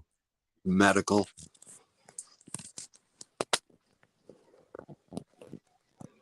So as there are different sciences, as you say, medical, everything, there are so many different sciences, astrology, different Vedas, and also there's Vedas about the Vimanas and the constructions and how it works with the electromagnetic. All is not been decoded, and all is not for everybody. You know that even the Hitler and Nazi was there studying the Vedas, where they're supposed to have all this technological understanding. The Germans are supposed to be one of the best in making machines and motor and every kind of mechanics and robotics, all the major big machines, and all the understanding all comes from before, because all those texts, all those science was taken from there. Okay, but at least Hitler gives some credit there. He's there. He knows that he was there doing things. But the majority, what the West has taken, everything, and then they demonize the East. That this is nothing. There's nothing of value there. Their whole literature or their science is, equal to, on our 2 books to our all the understanding the West have. But there's nothing freaking original. Everything has been taken. It's no problem. Everything is for sharing. Sharing is caring, and caring is love. But it's not about that. Now it's yours, and you are demonizing others. That's not working. That's not how it works. Okay.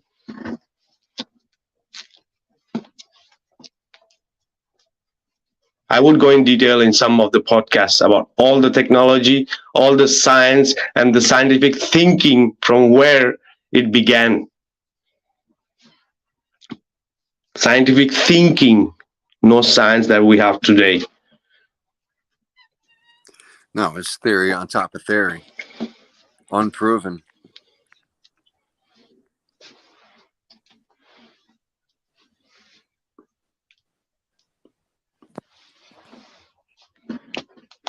Oh, yeah.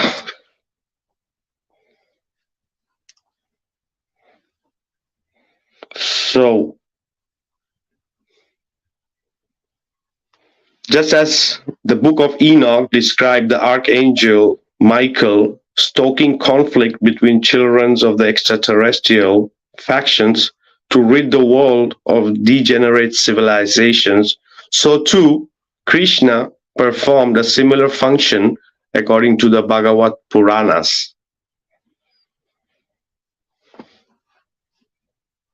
When Vishnu incarnated himself as Krishna, he came to rid the earth of her burden of evil in the form of millions of demons, asuras, born into this world as violent Kshatriyas. Kshatriyas means warriors.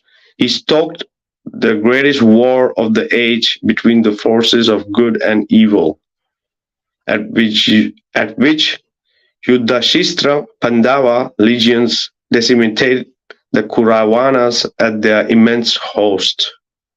Like Mahabharata, the Ramayana, for sure, Keith knows a bit about that, or the Bhagavad Gita.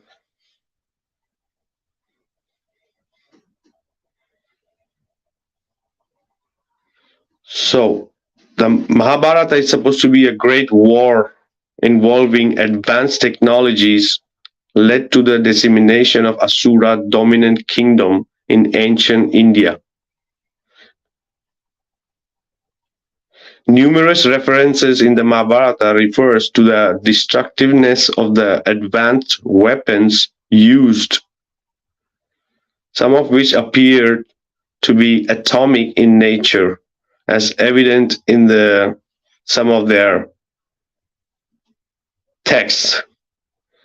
The Gurkha flying in his swift and powerful Vimana hurled against 3 cities of Virishi and Andakas a single projectile charged with all the power of the universe.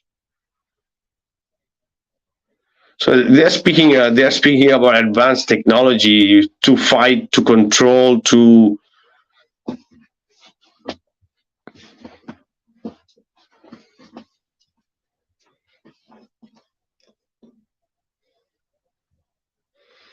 it was an unknown weapon. No. So after the incandescent column of smoke and flame as bright as 1,000 suns rose in its splendor, a perpendicular explosion with its billowing smoke clouds. The clouds of smoke rising after its first explosion formed into expanding round circles like an opening of a giant parasol. It was the unknown weapon, the iron thunderbolt, a gigantic messenger of death, which reduced to ashes the entire race of the Vrishinis and the Andakas. The corpses were so burnt as to be unrecognizable. The hair and the nails fell out, pottery broke without apparent cause, and the bird turned white. Does it sound science fiction that these people are created, right?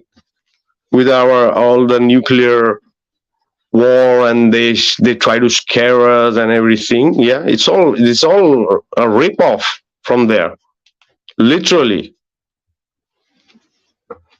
right? Where did they get this information? They don't have the technology. Yeah, they can just fuse stuff together and blow it up. Nothing other than that. But the technology they are speaking here, right? So they just took it from there and they're just putting it on the masses that we have this kind of stuff and we're going to blow everybody up if everybody pass their limits, right? Nah, society is shaped by Hollywood, though. Their views and opinions shaped by Hollywood and television. They know what they're doing.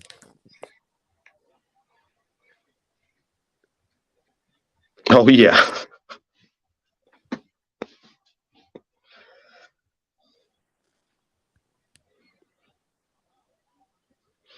So after a few hours, all foodstuff were infected. To escape from this fire, the soldiers threw themselves in stream to wash themselves and their gears.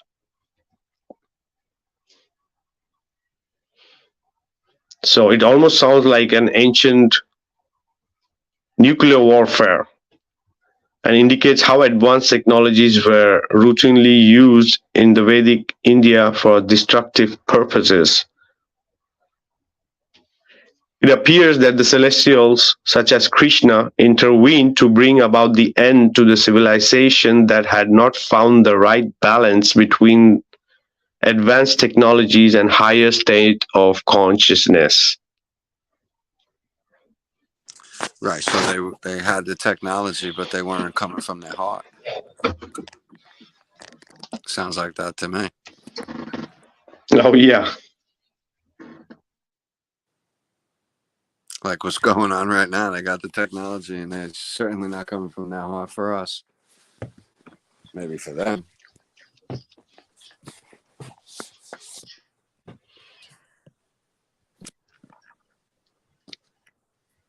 Exactly. So, the ancient historic texts such as the Vedas and the Book of Enoch describes what appears to be a perennial conflict between the use of advanced technology introduced by some extraterrestrials, Asuras and Nephilims, and ethically development emphasized by the other extraterrestrial groups, Devas. When technological and ethical developments are seriously imbalanced, it appears that the celestials are prepared to intervene, even if this results in an end to the civilization. Oh, yeah. That's pretty funny. A lot of people are saying it's the end of the world, but only like as we know it, like that song goes. It's the end of the world for us or for them because you didn't open up. So you have to You're stuck give in this way. world. Yeah, give way to the others. Yeah. I mean, don't get me wrong. This world is beautiful, but like the people pushing the buttons got no business here, as far as I'm concerned. There is some beauty in this world for sure, especially in the sky.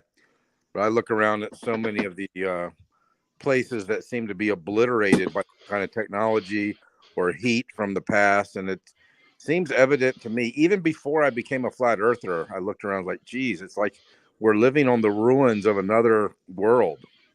I mean, all these things that they say is erosion and natural rock formations and stuff. So no, it looks like destruction. And who knows how long we've actually been here as this version of humanity, and how many times things have been reset. You know, we've talked before about the Native Americans have a story that, you know, it's happened 5 different times that life has come and gone. But I mean, there's a beauty to this world, but there's definitely, you look around through new eyes or from a different perspective, and you see there's ruins everywhere from a world or a civilization before us. Oh, yeah. And definitely these entities are watching us too, that it doesn't go out of control, you know. So all this, as you say, the extinction and the ice age or whatever these people are putting up, it's just a way to clean up, right? Not a bad idea. They have their puppets. You know, the average person that's brainwashed and watching TV, they think that there's presidents and kings and queens, and they think they have all these rulers over the world. But in my opinion, those are all just puppets. There's someone else behind the scenes. Oh yeah. Oh yeah. All the strings. Totally. We don't know who the real controllers are, but yeah, because whether they're extraterrestrials from some other place or not, who knows? But what we see on TV, those guys, they have no power. They do and say what they are told to do and say, and that's it. Or else they get JFK'd. But Elon Musk is going to save us all. He's going to save freedom of speech. Oh yeah, he's the chosen one, right? The Elon. Yeah. And have you seen pics of his mom? Oh my. She looks like that woman from the Walt Disney movie. Yeah, Maleficent. Yeah, that's the one. Yeah.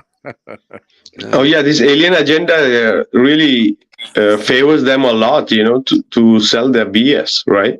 Yeah. Have you guys seen that movie? I think 1980s or 90s called They Live with a Rowdy Rodney Piper. Yeah, that movie is so accurate in some ways. I mean, it gets into the aliens at the end being from outer space or something, but you know, putting those glasses on and seeing things differently, like the billboard that says obey, or the billboard that says to get married and pay your taxes and stuff, that, you know, it's just an advertisement. And we're bombarded by these advertisements.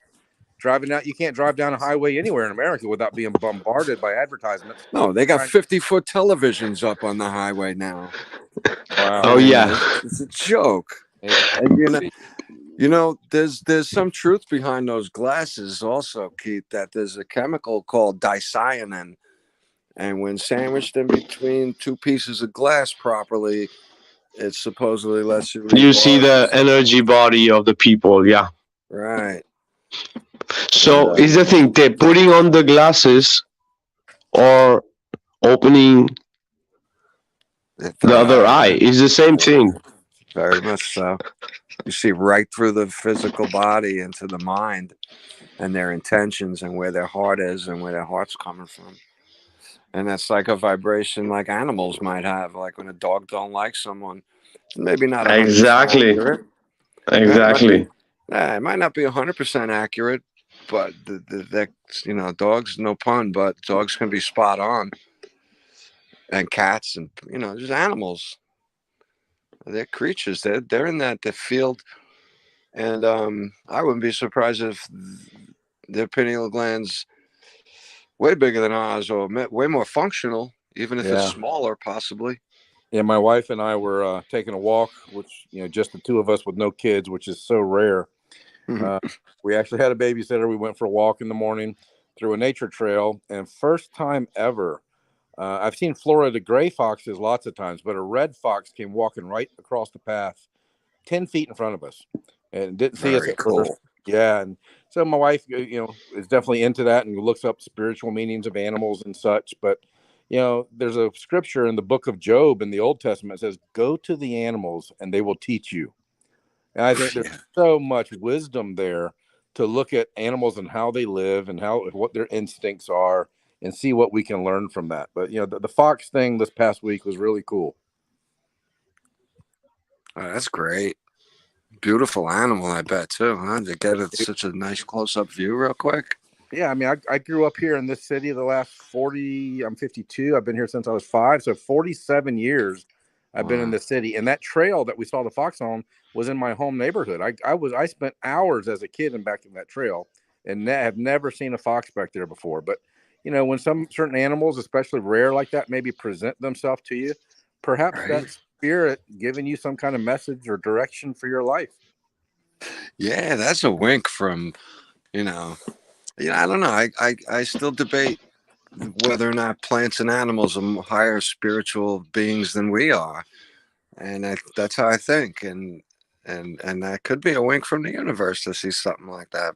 Especially like since you said, Keith, you don't get out a lot with your wife by yourself. It took a path and boom, look at all the coincidences lined up for that. Right? I don't believe in coincidences, by the way. I think everything is happening for reasons to help us grow and connect with those animals like that, bro. Being, coming from out of the background, an author and a speaker from years ago, I always taught about goal setting and writing everything down and knowing what you want. And I still think there's a lot of power in that. But I also, I've learned a little bit the last 10 years to live more with like a divine serendipity, if you will. Just kind of letting some things happen and learning from them as you go. Oh yeah, and the animal spirit, and it's connection. It's all energy, right? So I know one thing. I see a lot of snakes. Yeah. So whenever I see snakes, I don't know. I get lucky in my business, or I get money, or So I've always seen that pattern. So I like to see snakes. That's great. I love any animals, any insects, all the trees. This place is great. Yeah, if your eyes are open, there's a whole nother world right in front of us. Yeah, it really is. Just turn the damn TV off. Or even finding a feather, in a forest, because a feather is supposed to be a word of God. It fall for the heaven, it fall for you. You found it. It's a very delicate material. you know, but it comes from the heaven, you know, and if you move it, it moves. You can change its dimension, you know. So like this, it's all. So trees and how Gene spoke about the clover, you know, and there are many. As we spoke about the magic of the medicine with the plants, you know, so it's all interconnected. It's more important the gratitude to the plant where it comes from for you to heal will heal you than the real alkaloid or content of that medicine, right? So synthesizing everything is like really taking out the essence, ripping it off of its spirit, right? And there's nothing demonic about this. It's just trying to heal yourself, other than, you know, with plants. Don't forget that, you know, pharmaceuticals are just nothing but a ripoff of what plants are doing, and it's a petroleum product, all of it. Aspirins, everything, all of it is petroleum. So, and they're mimicking what nature has provided. Oh yeah, one day we should do a podcast for that. You know, all the magical plants to heal on our flat realm, right? That would be extensive, like everything we're doing, bro. I'll have to let my wife do that one. She knows more than I do. Cool. Oh yeah, so it's the same. The plants have the power to feed us, to heal us, and to transcendent us if you are open to it. They shelter us. The medicine. There's another scripture in Revelation that says the leaves of the trees are for the healing of the nations. And that's always stood out to me as far as like true medicine. I think a lot of the medicine that's, you know, in the medical system, that's just, you know, Band-Aids, or it actually poisons you and gives you all kinds of side effects. And, you know, when I drive by and I see a hospital now they're called health centers around here, it's like, it's the opposite. I mean, it's like this matrix we live in, whatever they're advertising something as, it's actually the opposite most of the time. You know, a health center is not a health center. Well, it's disease care. You know, it's the food industry that's owned by the health system. So absolutely, yes. And who's owned by the insurance companies. It's a big problem we got here, guys. Ugly looking ball of wax we got to deal with, but it's the truth. Oh yeah. And these plants are actually technology, you know. Literally, these plants are beings. These are technology. So same as they are feeding us and healing us, they are also giving us options because we are in this material form, in this three-dimensional. And apart from meditation and all the other aspect of for your balance of your energy centers, you know, many other way, breathing, many different ways to attain that, to get those energy centers right. So there are different, as we spoke about, psychedelics also exist as tools to do the same thing, you know. So it's all plants, it's all there as tools for us to experience, because we are in this realm, in this form, in this three-dimensional, and these could be another ways to, in reality, to the broadcast, to the antenna, to connect, to have contacts, to have the visitations, to have exchange of information and energy and healing, and morely about also connecting with whatever is there to connect. All right. Hey, Vikka, you know, I like to say, when you say healing, it makes me think of physical, spiritual, and mental healing. Any of it, all of it. Yeah, because we cannot just clean our physical body and we say we are cleansed. We spoke about the physical, mental, spiritual, and the energetic body. As we spoke about it, that it's more important for us to be in balance with our energy body, because there is where is the the whole an imbalance start and losing of energy. And when this losing of energy, no matter you can eat the best diet and you do you can eat gold, but it's not happening because there's a hole in the energy body and you're losing it. And then you got to balance it, right? And those losing of energy evolve into sicknesses and illnesses and whatever comes, because it's always related.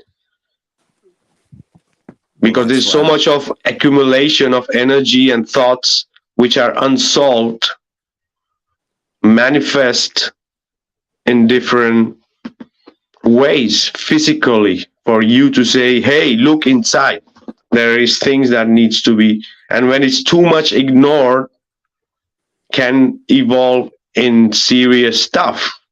So it's all accumulation of energy and balance. But if you try to speak, people will still again demonize it, because we are speaking about energy, frequency, and vibration, and equilibration, and so there's ways to communicate with your body to help these situations out. It's how you pray to yourself, how you pray for health for yourself. It's how you talk to yourself. Don't forget, guys, we're 70% water. And I think water is communicative. It has feelings. If you talk nicely to water versus talking mean to water, and you freeze both cups of water, the ice crystals are different. So if you realize that we're water, and the vibrations are affecting the water, you realize how to try to talk to yourself a little bit. You gotta be good to yourself and think good about everything. Don't go to the negative stuff. It's there. Don't give it your attention if you can. And that's why it's called, what Vikka was talking about. It's, if it goes too far, this disease in your system, it will turn into a disease. And that's what it is. There's something bucking your system that is wrong. And you got to fix it. You got to fix it. Vibrate it the right way, or change your diet, change your thought patterns, or sleep, and what have you. But these are the vibration things we're talking about. And it's very real. Why do you think these people spend, so much money hunting through jungles for plants that they're not sure about yet, they don't have yet? Because they know the plants have medicinal value to them. Oh yeah, some of these magical plants and their understanding how they got also is from these other beings who live in the other realms, and they help to identify the combination of different plants and medicines for us humans to be,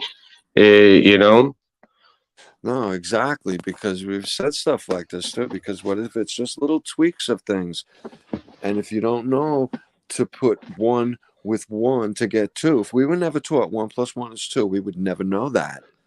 And it's as simple as that. We're just not taught. So this is all trial and error we're doing here. People on the streets, this is boots on the ground.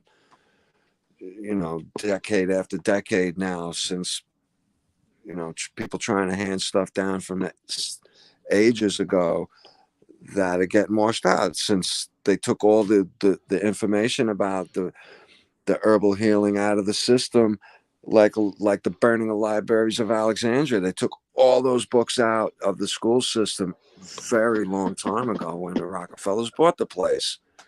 So this stuff was on the street, but now it's sure you can find it, but who knows how skewed it is and what's missing. If there's 3 plants, they might give you 1, 2 of them, let's say. You know what I mean? Exactly. As I said also, that it's if these are like technology. Imagine how it's like a time machine. These people speak about making time machine with technology and this and that. as we spoke before, the thought is more faster than if anybody wants to say that the speed of light exists. Exactly, bro. If light takes 8 minutes to reach Earth, your mind could be back and forth from the Instant. Earth to the sun 50 billion trillion times before the light gets halfway here. So that's a perfect analogy, bro. That because it's true. You're right. Your thought is quicker than instant. So So imagine, so you imagine the complementation of all this other magical technology, or as I said, time machine, having a time machine, because it's like literally owning a time machine, because you are going in different timelines, you are going in different dimensions, you are having this conversation, the visions, the places, the possibilities of different creatures that you can imagine that exist. Nice. Because your frequency change, you will see different dimensions right in front of you, because that's what happens when there is pareidolia, because there are places in this world that is literally, you see the whole piece of that place, and it's a whole pareidolia. You are seeing faces and animals, and it's a way of nature also, apart from visions and all this stuff. It shows you in pareidolia, so places like a waterfall and all this stuff are magical places, because these are portals. You are seeing in those waterfalls, on the moss, on the rocks, faces of humans and animals and beings that are literally, when you see them, it looks like they are conscious. You see the look in their eyes. The other example would be, exactly, the other example would be, you are around a river and you see the stones and rocks and you see the moss, and you suddenly see a whole freaking universe there, or a portal of people like looking in your face. I had so many experiences like these, so many, in the Himalayas, in the Alps, in the different places, in the tropicals, in the dense jungle. It's crazy. It's crazy. It's undescribable. People would call it magic, but it's nothing magical. It's just the nature. It's the nature you are perceiving, because you are trying to be on that frequency, right? That's the only thing and the only possibility. And all this magical and this technology of the planet kingdom. And so imagine how much more could exist. So they have almost given us these tools for us to, in a way, to communicate. For the people apart who are doing meditation and the breath and the many other ways of vipassana, many other ways to getting to that enlightenment, or like Buddha with the meditation. So it's all different ways, and all this technology that exists, biotechnology, that it's even the shrooms. Why is so much the shrooms in all the cultures? Also, there are many cultures, the shrooms is so, because it's like all the information, it's been hidden in the plants. That's what I think the forbidden fruit is, mushrooms. Maybe one of them.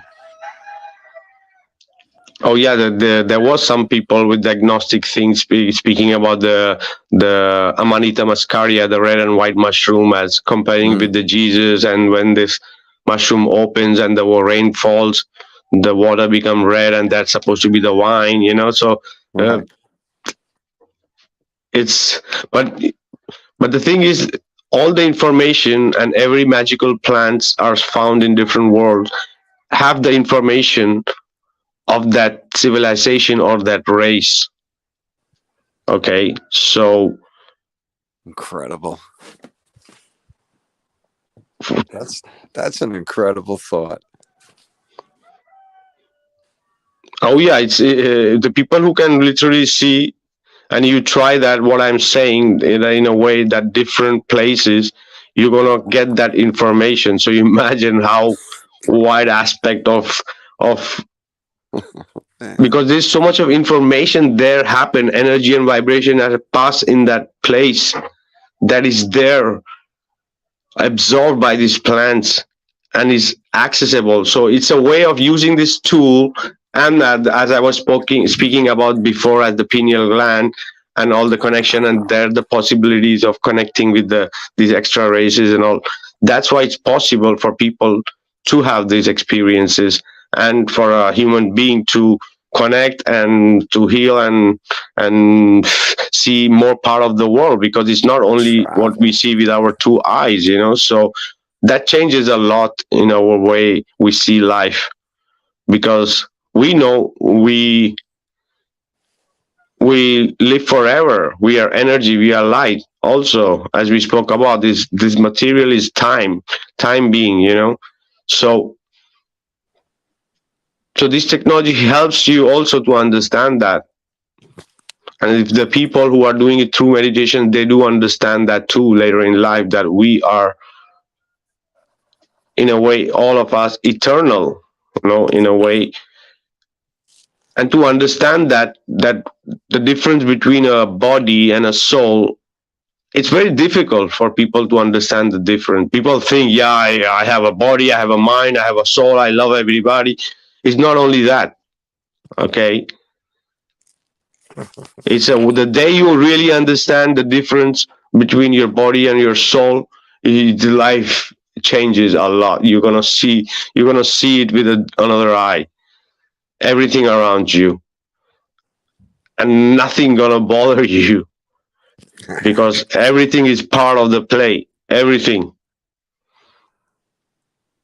right from the day you are conscious till the last day, right? Because what is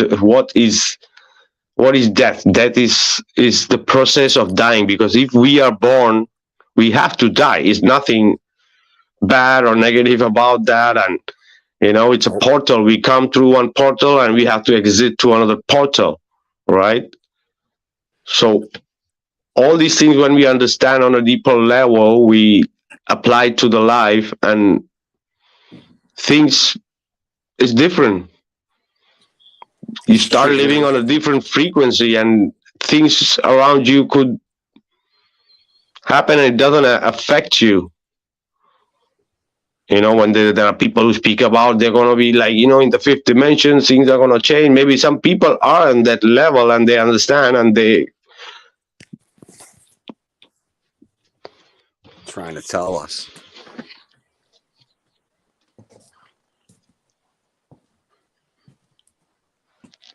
Oh yeah. And when you see these things, then you know that this what we are living right now is a dream. Really, guys. Once that door opens, you're gonna see that this is a dream. What we are living right now is a dream. And that's the real reality, because you are one. You are one with what it is, because you are part of this. And I think the real is to that we have, when we come here, that's the thing which has been taken out of our mind and our body and our soul. We know as children, we are so much connected with everything, and how this is manipulated, and we all are so much into the life of a human being, trying to survive and do things and whatever, so the majority is never going to get time to pause and say, hey, what's up with my life, or what's happening, what is more to this. It's only about, there are many questions that the people won't ask, because those are uncomfortable questions. Who the f am I? Who are these people around me? Who are these people? Even my family, my friends, this community, whatever. What am I doing here apart from that, the things I said to be done and to live, or whatever that's required? What is it? Many won't even come to that, and many will come, but it's too late. It's too late, right? Something to throw in there about timing is that this stuff doesn't always happen overnight. It can be little by little. So, gotta start practicing now, much as you can. get in tune with yourself.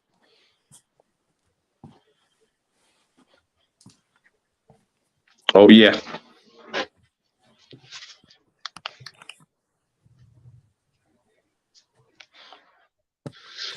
Wow, it's almost 2:20. We are, yeah, we could have added some more things, but it's crazy, the concept of alien and what the people really think. And it's quite possible totally that all this exchange and between the realms and the central shaft. Also, some scripture speaks about a central shaft where it's the real highway to enter between these realms, where maybe these fake gurus are trying to call a wormhole or whatever, or or in their twisted manner, in their fake space. But also, and it speaks about this also, right, that the further away you are from the creator, the more denser you are, and the higher you are near to the creator, the more light you are, right? So, and the ones who take risk and try to explore beyond get to see and learn things, right?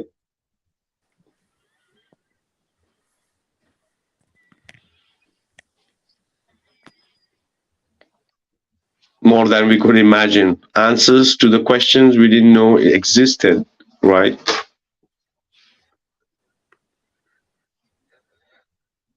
Maybe for the betterment of our family, friends, community, maybe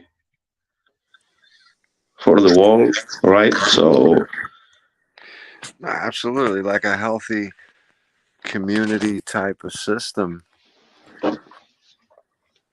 is what I think a lot of people would really trade for this place, where we did grow our own foods and traded with each other like, I don't know, a barter system kind of an idea.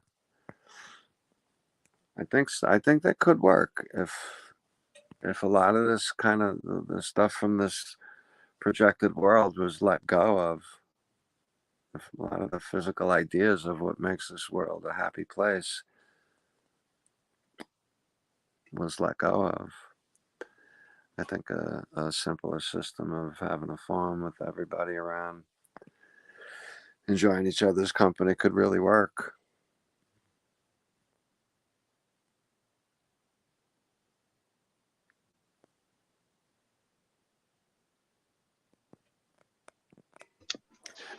oh yeah. Transportation might not be such an issue if you think about what we were talking about earlier, right, Vikka, with the vimanas and means of transportation not being what we're typically used to, or even dirigibles, blimps. We're taught to think they're dangerous. So. Oh yeah, because we are limited because of our physical existence. Our body have limits to everything. We cannot surpass some frequencies. We don't see some spectrums of the light. We are very limited, but limited until we find that there are possibilities. Because we are speaking about colors that exist that the normal human being cannot see, that even don't have names for them. There's so many other colors that exist, right. Yeah, but you can't define it. Not just variations of the colors we know either, just completely different colors. Sounds, ways to communicate, ways to have fun and be happy. It's all available. Oh yeah. As I said, right, after the healing comes the teaching. Okay, so all these technology and the magical things that exist are teachers, that have been given the task that when we humans connect to these teachers, first they align us, they clean us, they open us, and then comes the teaching and the wisdom, and then comes the knowledge of what other exists, then comes the contact, then comes the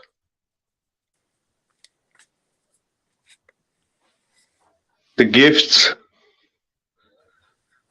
then comes, but it just depends how much effort one puts in there, right? In a way to understand it.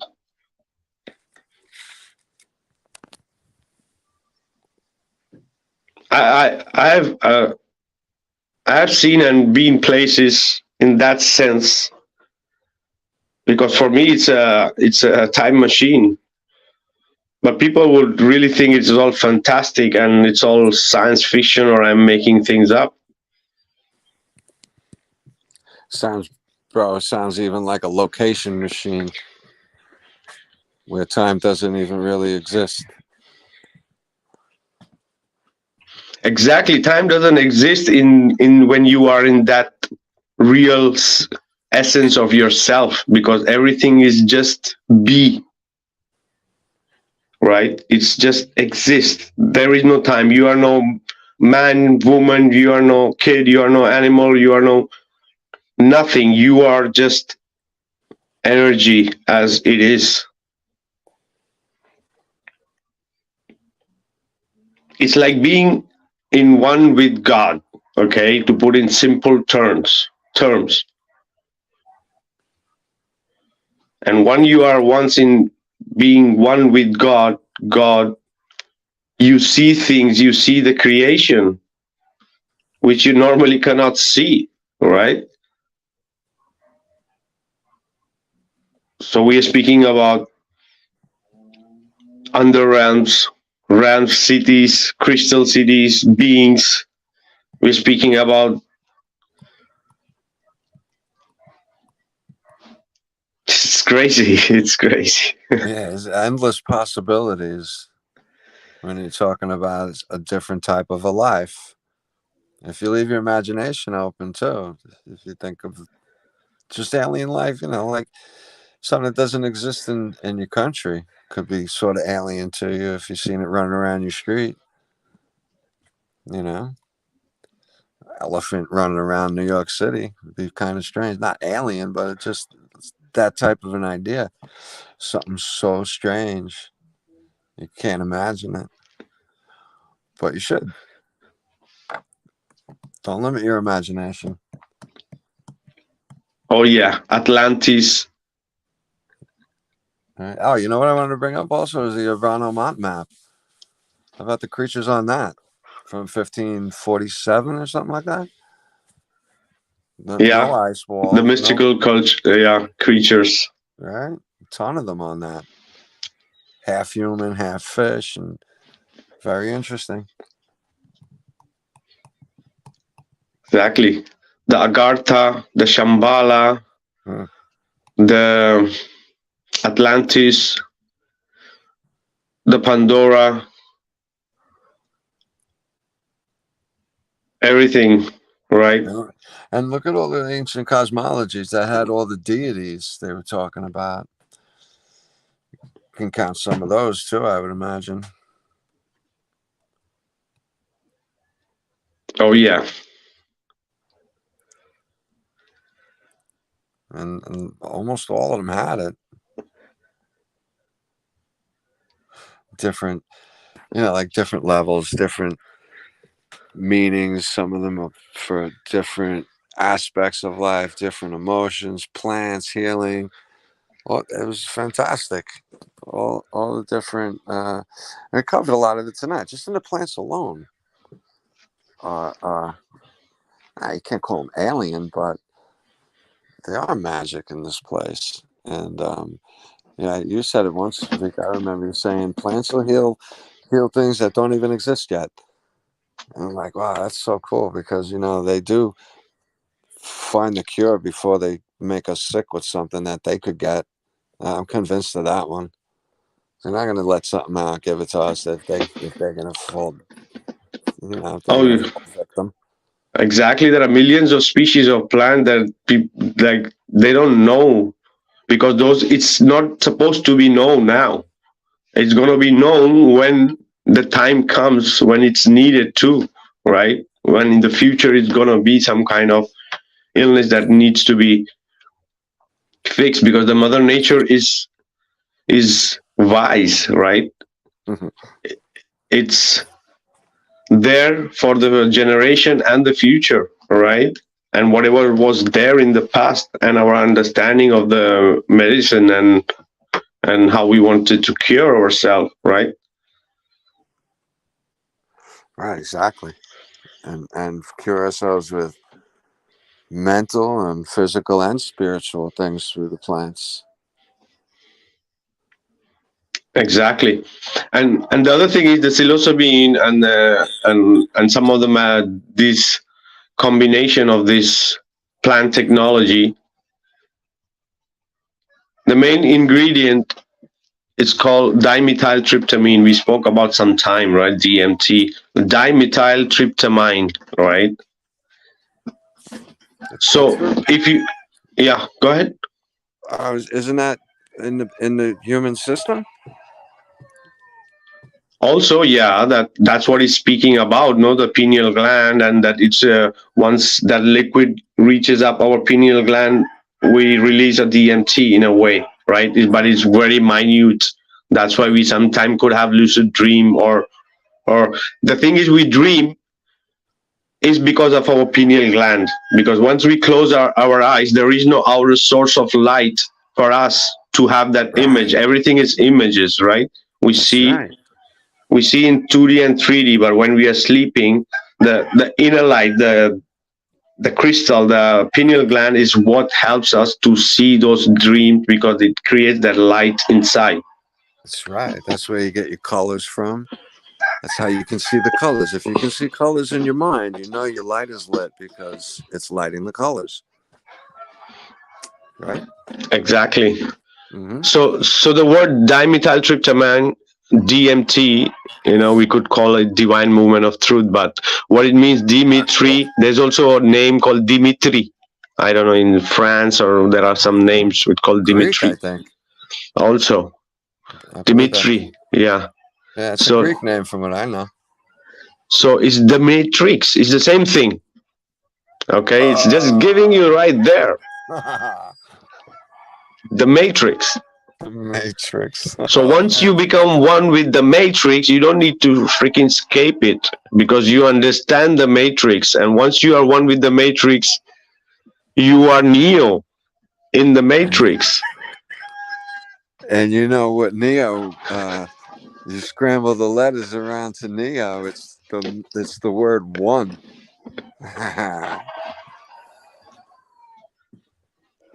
Oh yeah, oh yeah. So No, once it's you true, are, right? Once yeah, you let go of the matrix and you get a hold of the matrix instead, like you reverse the tables, it has no power over you anymore. So you don't, it's like being afraid of swimming and then learning how to swim. You're not afraid of water anymore. You just go swimming. You have more control, and it has way less control of you and your fears and your anticipation, all that stuff, because you understand it. Things are scary when you don't understand it. Sometimes when you understand it, you're like, I shouldn't have been so afraid. Next time I'll do better. And you will. We do. You learn from those things. You bring them with you. That's when your past is important. You bring it with you, structure your life better tomorrow. Right, guys?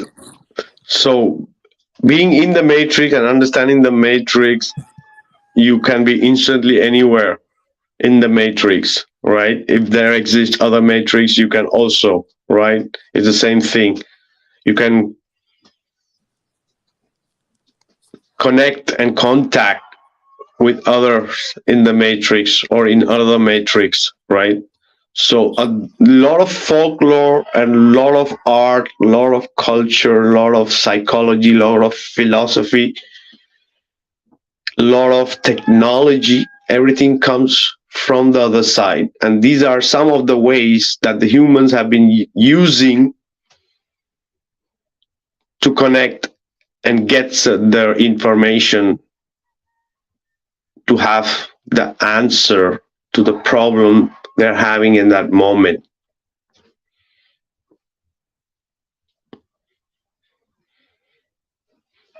So a lot of it, okay. And I think even in the construction and all this stuff, this stuff looks out of this world. Freaking crazy. With the helps also with physically, with giants or other powerful beings, so it's crazy, amazing stuff, guys. I definitely believe in aliens and E.Ts, in physical and in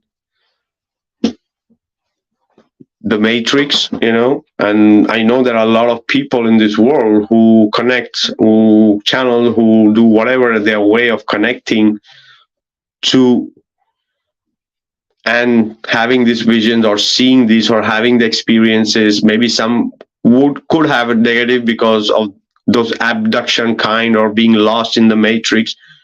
You know what I mean? So it's everything exists, every possibility is there. It's just for us human to see and understand that it's really important for us and our well-being to be really aligned and see what normally you cannot see, what our two eyes cannot see, right? Because it helps us a lot for everything, from the smallest daily life things to the biggest, to everything. The same thing as we understand, after being a flat earther, we see life in different way, right? We have different principles, and it affects our life in a longer run, right? So it's the same way. So sure, these people have twisted the alien agenda in a different way. We know they're gonna pull off again this cheesy Blue Beam project too. But that doesn't mean that these beings or these aliens or E.Ts or don't exist, and all the people who are having experiences or the people who have personally have experiences with this, or visually or spiritually or telepathically or the Matrix way, so it's all legit, right? And there is also manipulation with the controllers who could be freaking playing as aliens and doing every crap they want to do. And they will in the future, the technology, they might already have the technology and they're doing it, and they're going to do it they're going to pump it up, maybe in the future. But it's for the people to understand that maybe tomorrow, as Keith said, that tomorrow we wake up and there's a mothership, a hologram right up there. Many are going to be really confused, right? Because, as I said, I had some real physical visuals of stuff that is crazy, and especially this year, I started the 3 months I've been seeing crazy stuff, literally. And I've recorded a couple of stuff shared with Gene, stuff that is like I'm arriving to my house from 1 kilometer away. I'm seeing this light up in the sky, and I'm coming near my home, and this light goes on the floor, and then it's there for a couple of seconds, and there are some strange lights going around, and then it goes up. It's crazy. It's crazy. It's and especially this, as I said, these 2-3 months I had all this. I don't know why, but maybe I have given up totally the UFO and the alien and the ET stuff. As I said, I've investigated some really deep stuff, and they have the same thing. The military, a lot of military people have this experience. A lot of pilots have those experience. The same thing for us, for flat earthers, the pilot and the army, right? These are the people who can literally prove the earth is flat. The same way, these are the people who can literally say that some of these experiences are real, right? There are for sure a lot of fakery going on also to make money with the UFOs and all these channels and all this stuff. But that doesn't mean we need to discard everything. And it shouldn't be a taboo topic for the flat earthers. As I said, mentioned, we believe in extra lands, we believe in realms, we believe.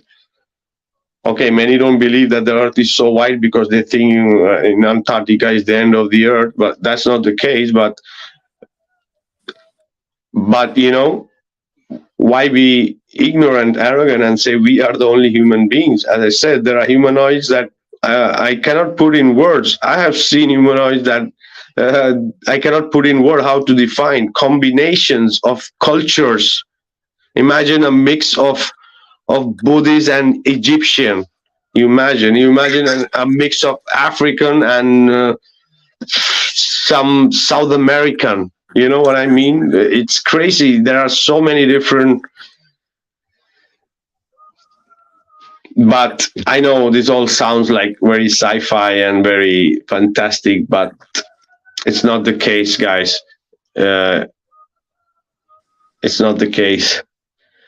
Keith, you need to jump out and come back because your thumbnail is also gone black. So Keith, or who's that? No, Gene. No, Keith, you're all right, brother. Gene, Okay. you need to. No, because we hear you. Say something. Also, we hear you. I see my picture. I see everybody's. All right. So keep going. Okay. All right, guys. So we're gonna have our last thoughts on the topic today, and we're gonna be saying goodbye. I'll go first. Someone told me 25, 30 years ago, they said, you are a spirit, you have a soul, and you live in a body. And the teaching went on that the soul is the mind, the will, and the emotions, but that spirit is a deeper part of you, a more pure part, the part that's connected. That's the part that you have to be in the present moment to experience. And, I still practice that 25, 30 years later. I think about that pretty often, that, my mind and my will and my emotions, that's all part of my soul. And I got to learn how to control that, how to focus it, how to use it.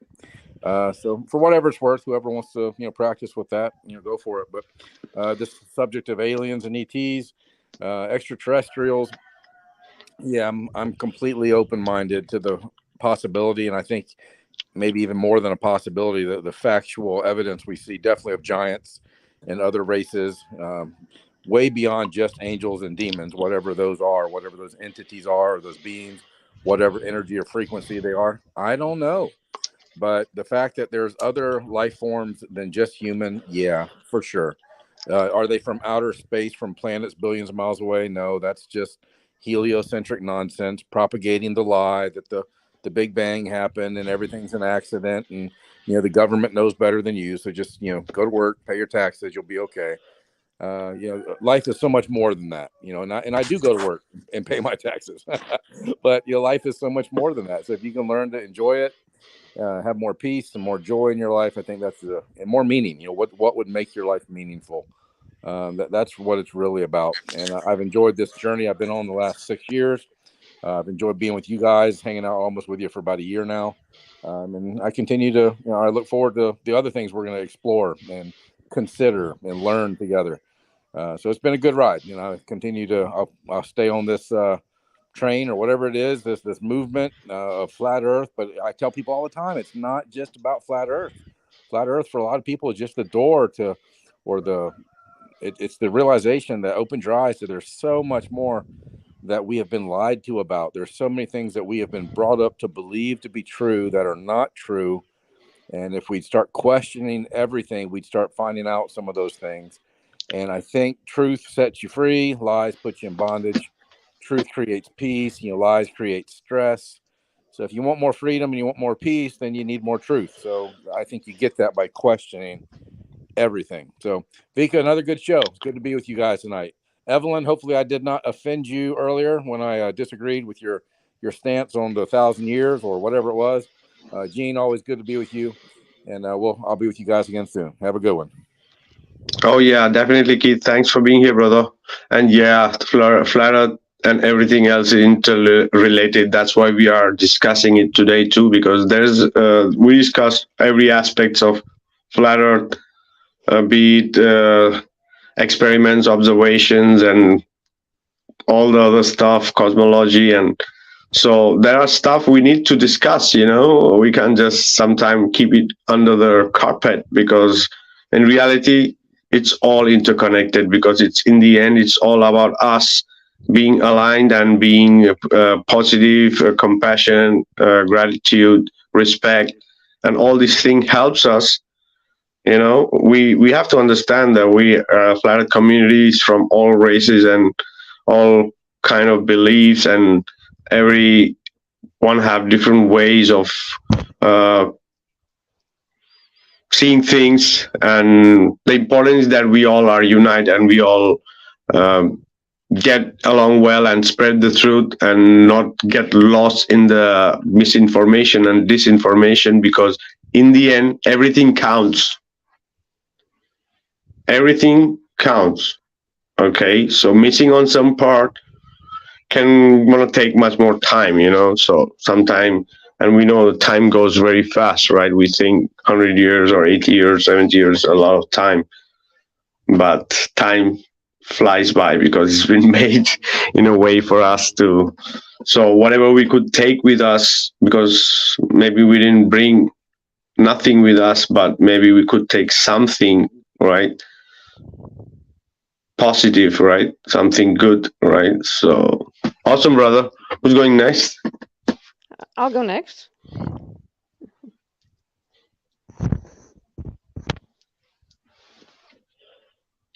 Yes? Yep, go ahead. Go ahead. Oh, okay. Sorry. Okay.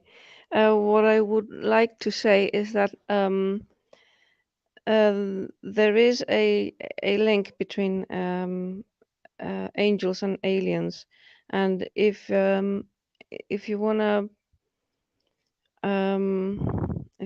look into the links that I placed at the beginning of the chat, just to remind, the 200 angels that rebelled against God, that were punished, and they were sent to Tartarus for 70 generations. And if calculations are correct, that jail time was up in the 1900s, around the 1900s. And that calculation is not considering the idea of the 1,000 years that have been added to mess the timeline, which could also be a sort of gaslighting. So it's very messy there. And what we know is that in the early 1900s, Aleister Crowley was busy doing spells to open a gateway to free some entities. And apparently they managed to let one of them through. And what he describes was a creature that looks like what we know, like what we see, pictures that we see as aliens, with the big heads, the big eyes, and just two holes for a nose and and that. And that's all very interesting stuff, because if you look now, the jump in technology and computer science that that has gone on since that time, since after the war, actually, that technology has the knowledge has revved up so much. It has taken such a huge step that people are thinking, well, maybe they have been, there have been information given through by aliens or something, that they're actually trading these secrets for whatever. So here it does link to that happening, where the where the demon came through that gateway. And well, if you want to learn more about that, then I took the trouble of putting some links at the beginning of the chat. So just scroll up, and yeah, the earliest one was a podcast made a couple of days ago, and it's really interesting. So if you want to know the link between the scriptures and the aliens being actually the fallen angels, then go there and enjoy the viewing. And well, good night. It was it was really interesting to hear all this stuff, and hope to see you next week. Oh yeah, definitely, Evelyn. Thanks for being here. Gene, brother. Hey, hi guys. What a great show. I had no idea where it was going to go, and I think it was a lot of fun, very interesting. And like most of the shows, we could have a second and third part, no problem, and just keep going on and not cover the first episode. So this is a lot of fun. But this is, we are material beings, and we're being taken advantage over that, as we're having this connection taken away from us at this point. Most people might not even be aware of it. So it might be hard for some to connect to something that they never saw before. But if you pay attention in your life, and you call it prayer or talking to yourself or however it works for you, that's one reason why they make crazy people that talk to themselves too, because when you're talking, when you're praying to yourself, they say mumbling is talking very softly to yourself is a good way to do that, and vibrational things. So you're not just having an internal conversation; it's actually an external conversation with your internal self at times. So it's a lot about vibration, and they're messing it up on us. So they're muddying all the waters, and it is deeper than that, guys. It is more than the physical world, though.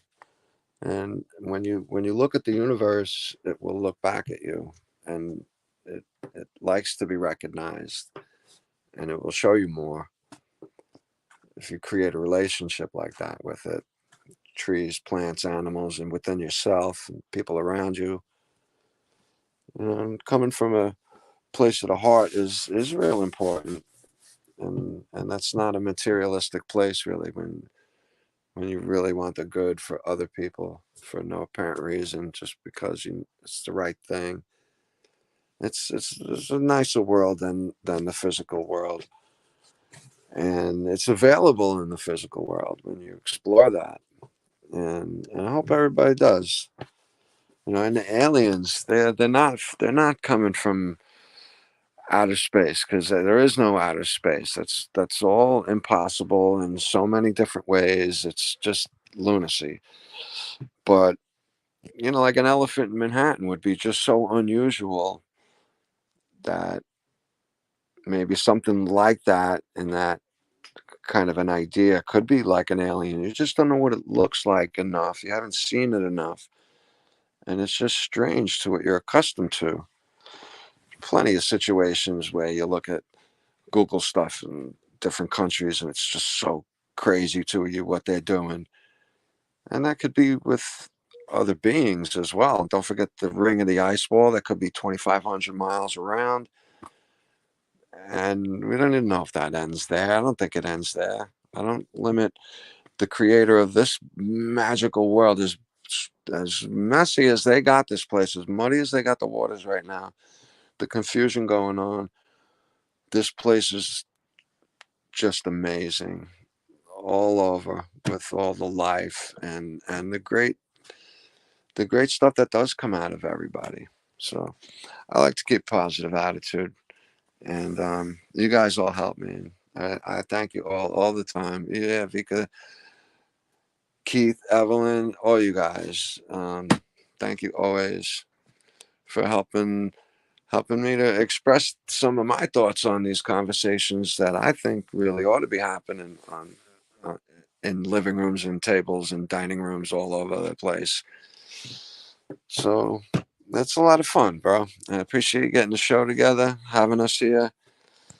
And oh, Evelyn, I think I heard that story about Crowley too. By the way, that night they might have brought through the Hilarion, which happened to be Hillary Clinton's birthday. I'm gonna find out if I'm right on that, but I'll get back to you on it though. So there's just some truth to this weird stuff.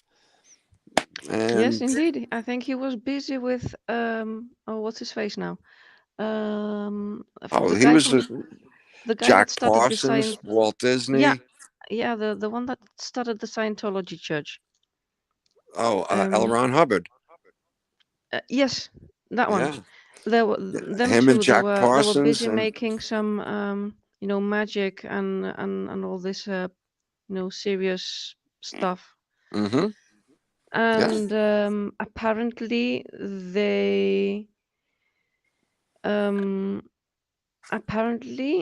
Crowley died in the last spell because it's became probable Barbara Bush. that it's probable that the act of a demon crossing over probably that took his make a life. trade, It cost right? him his life. Yeah, he had to make a trade. Yeah, had to make a trade indeed. Yeah. So Yeah, you ever apparently seen how much he looks like Barbara Bush? Oh yeah. Yeah, they think that it's I don't know about that. that That's it's pretty weird. That is all in the links that I put up on the live chat. Oh really? It's there. Okay. It's all there. It's I really heard that. interesting. And it's all with, backed up with evidence actually. So it's all backed up with good how do you call that? Anyway, it's all backed up. So no, they were a big clan. Disney, Warner really von Braun, L. Ron Hubbard, Jack Parsons. Yeah, especially Rob Skiba. He did a whole thing of that, a whole program of that. And he mentions that all those things very often. So just skim through the links, and I always recommend the YouTube site from Rob Skiba, all the playlists, because I mean he's got some good things going. He had good things going on there, because he also did some teachings on Genesis and Enoch on that. But in between, in between the lines, they talk about stuff like this. So it's not only Bible phrases that they just talk about, but they talk about everything that's going on in the world, and it really blows your mind what they find out about everything. So just check them out. 50 years after the fact, though, right? Yeah. All right, guys, we need to be wrapping up. So last words, please. Yeah. Good night, everybody. Thanks for being here. Good night, really everybody. love having you. Good night, guys. Yeah. So, all right, guys. Aliens. Maybe we could understand a bit better after maybe today's podcast. So aliens. Also is the word align is there. Maybe if we align, maybe we can see these other life forms that could exist. So yeah, we could have gone forever because we didn't even cover the orbs and many other stuff we wanted to cover, but we are on time limit for today's show. So thank you everybody for being here. Maybe we're gonna do some next time, second part of this and continue more deeper. So thank you, Keith. Thank you, Evelyn. Thank you, Jeannie, brother. And thank you everybody in the chat for being here. Make sure you guys check us out on the next week episode of Heliopsychosis podcast. So bye guys. Good night, everyone. Good night.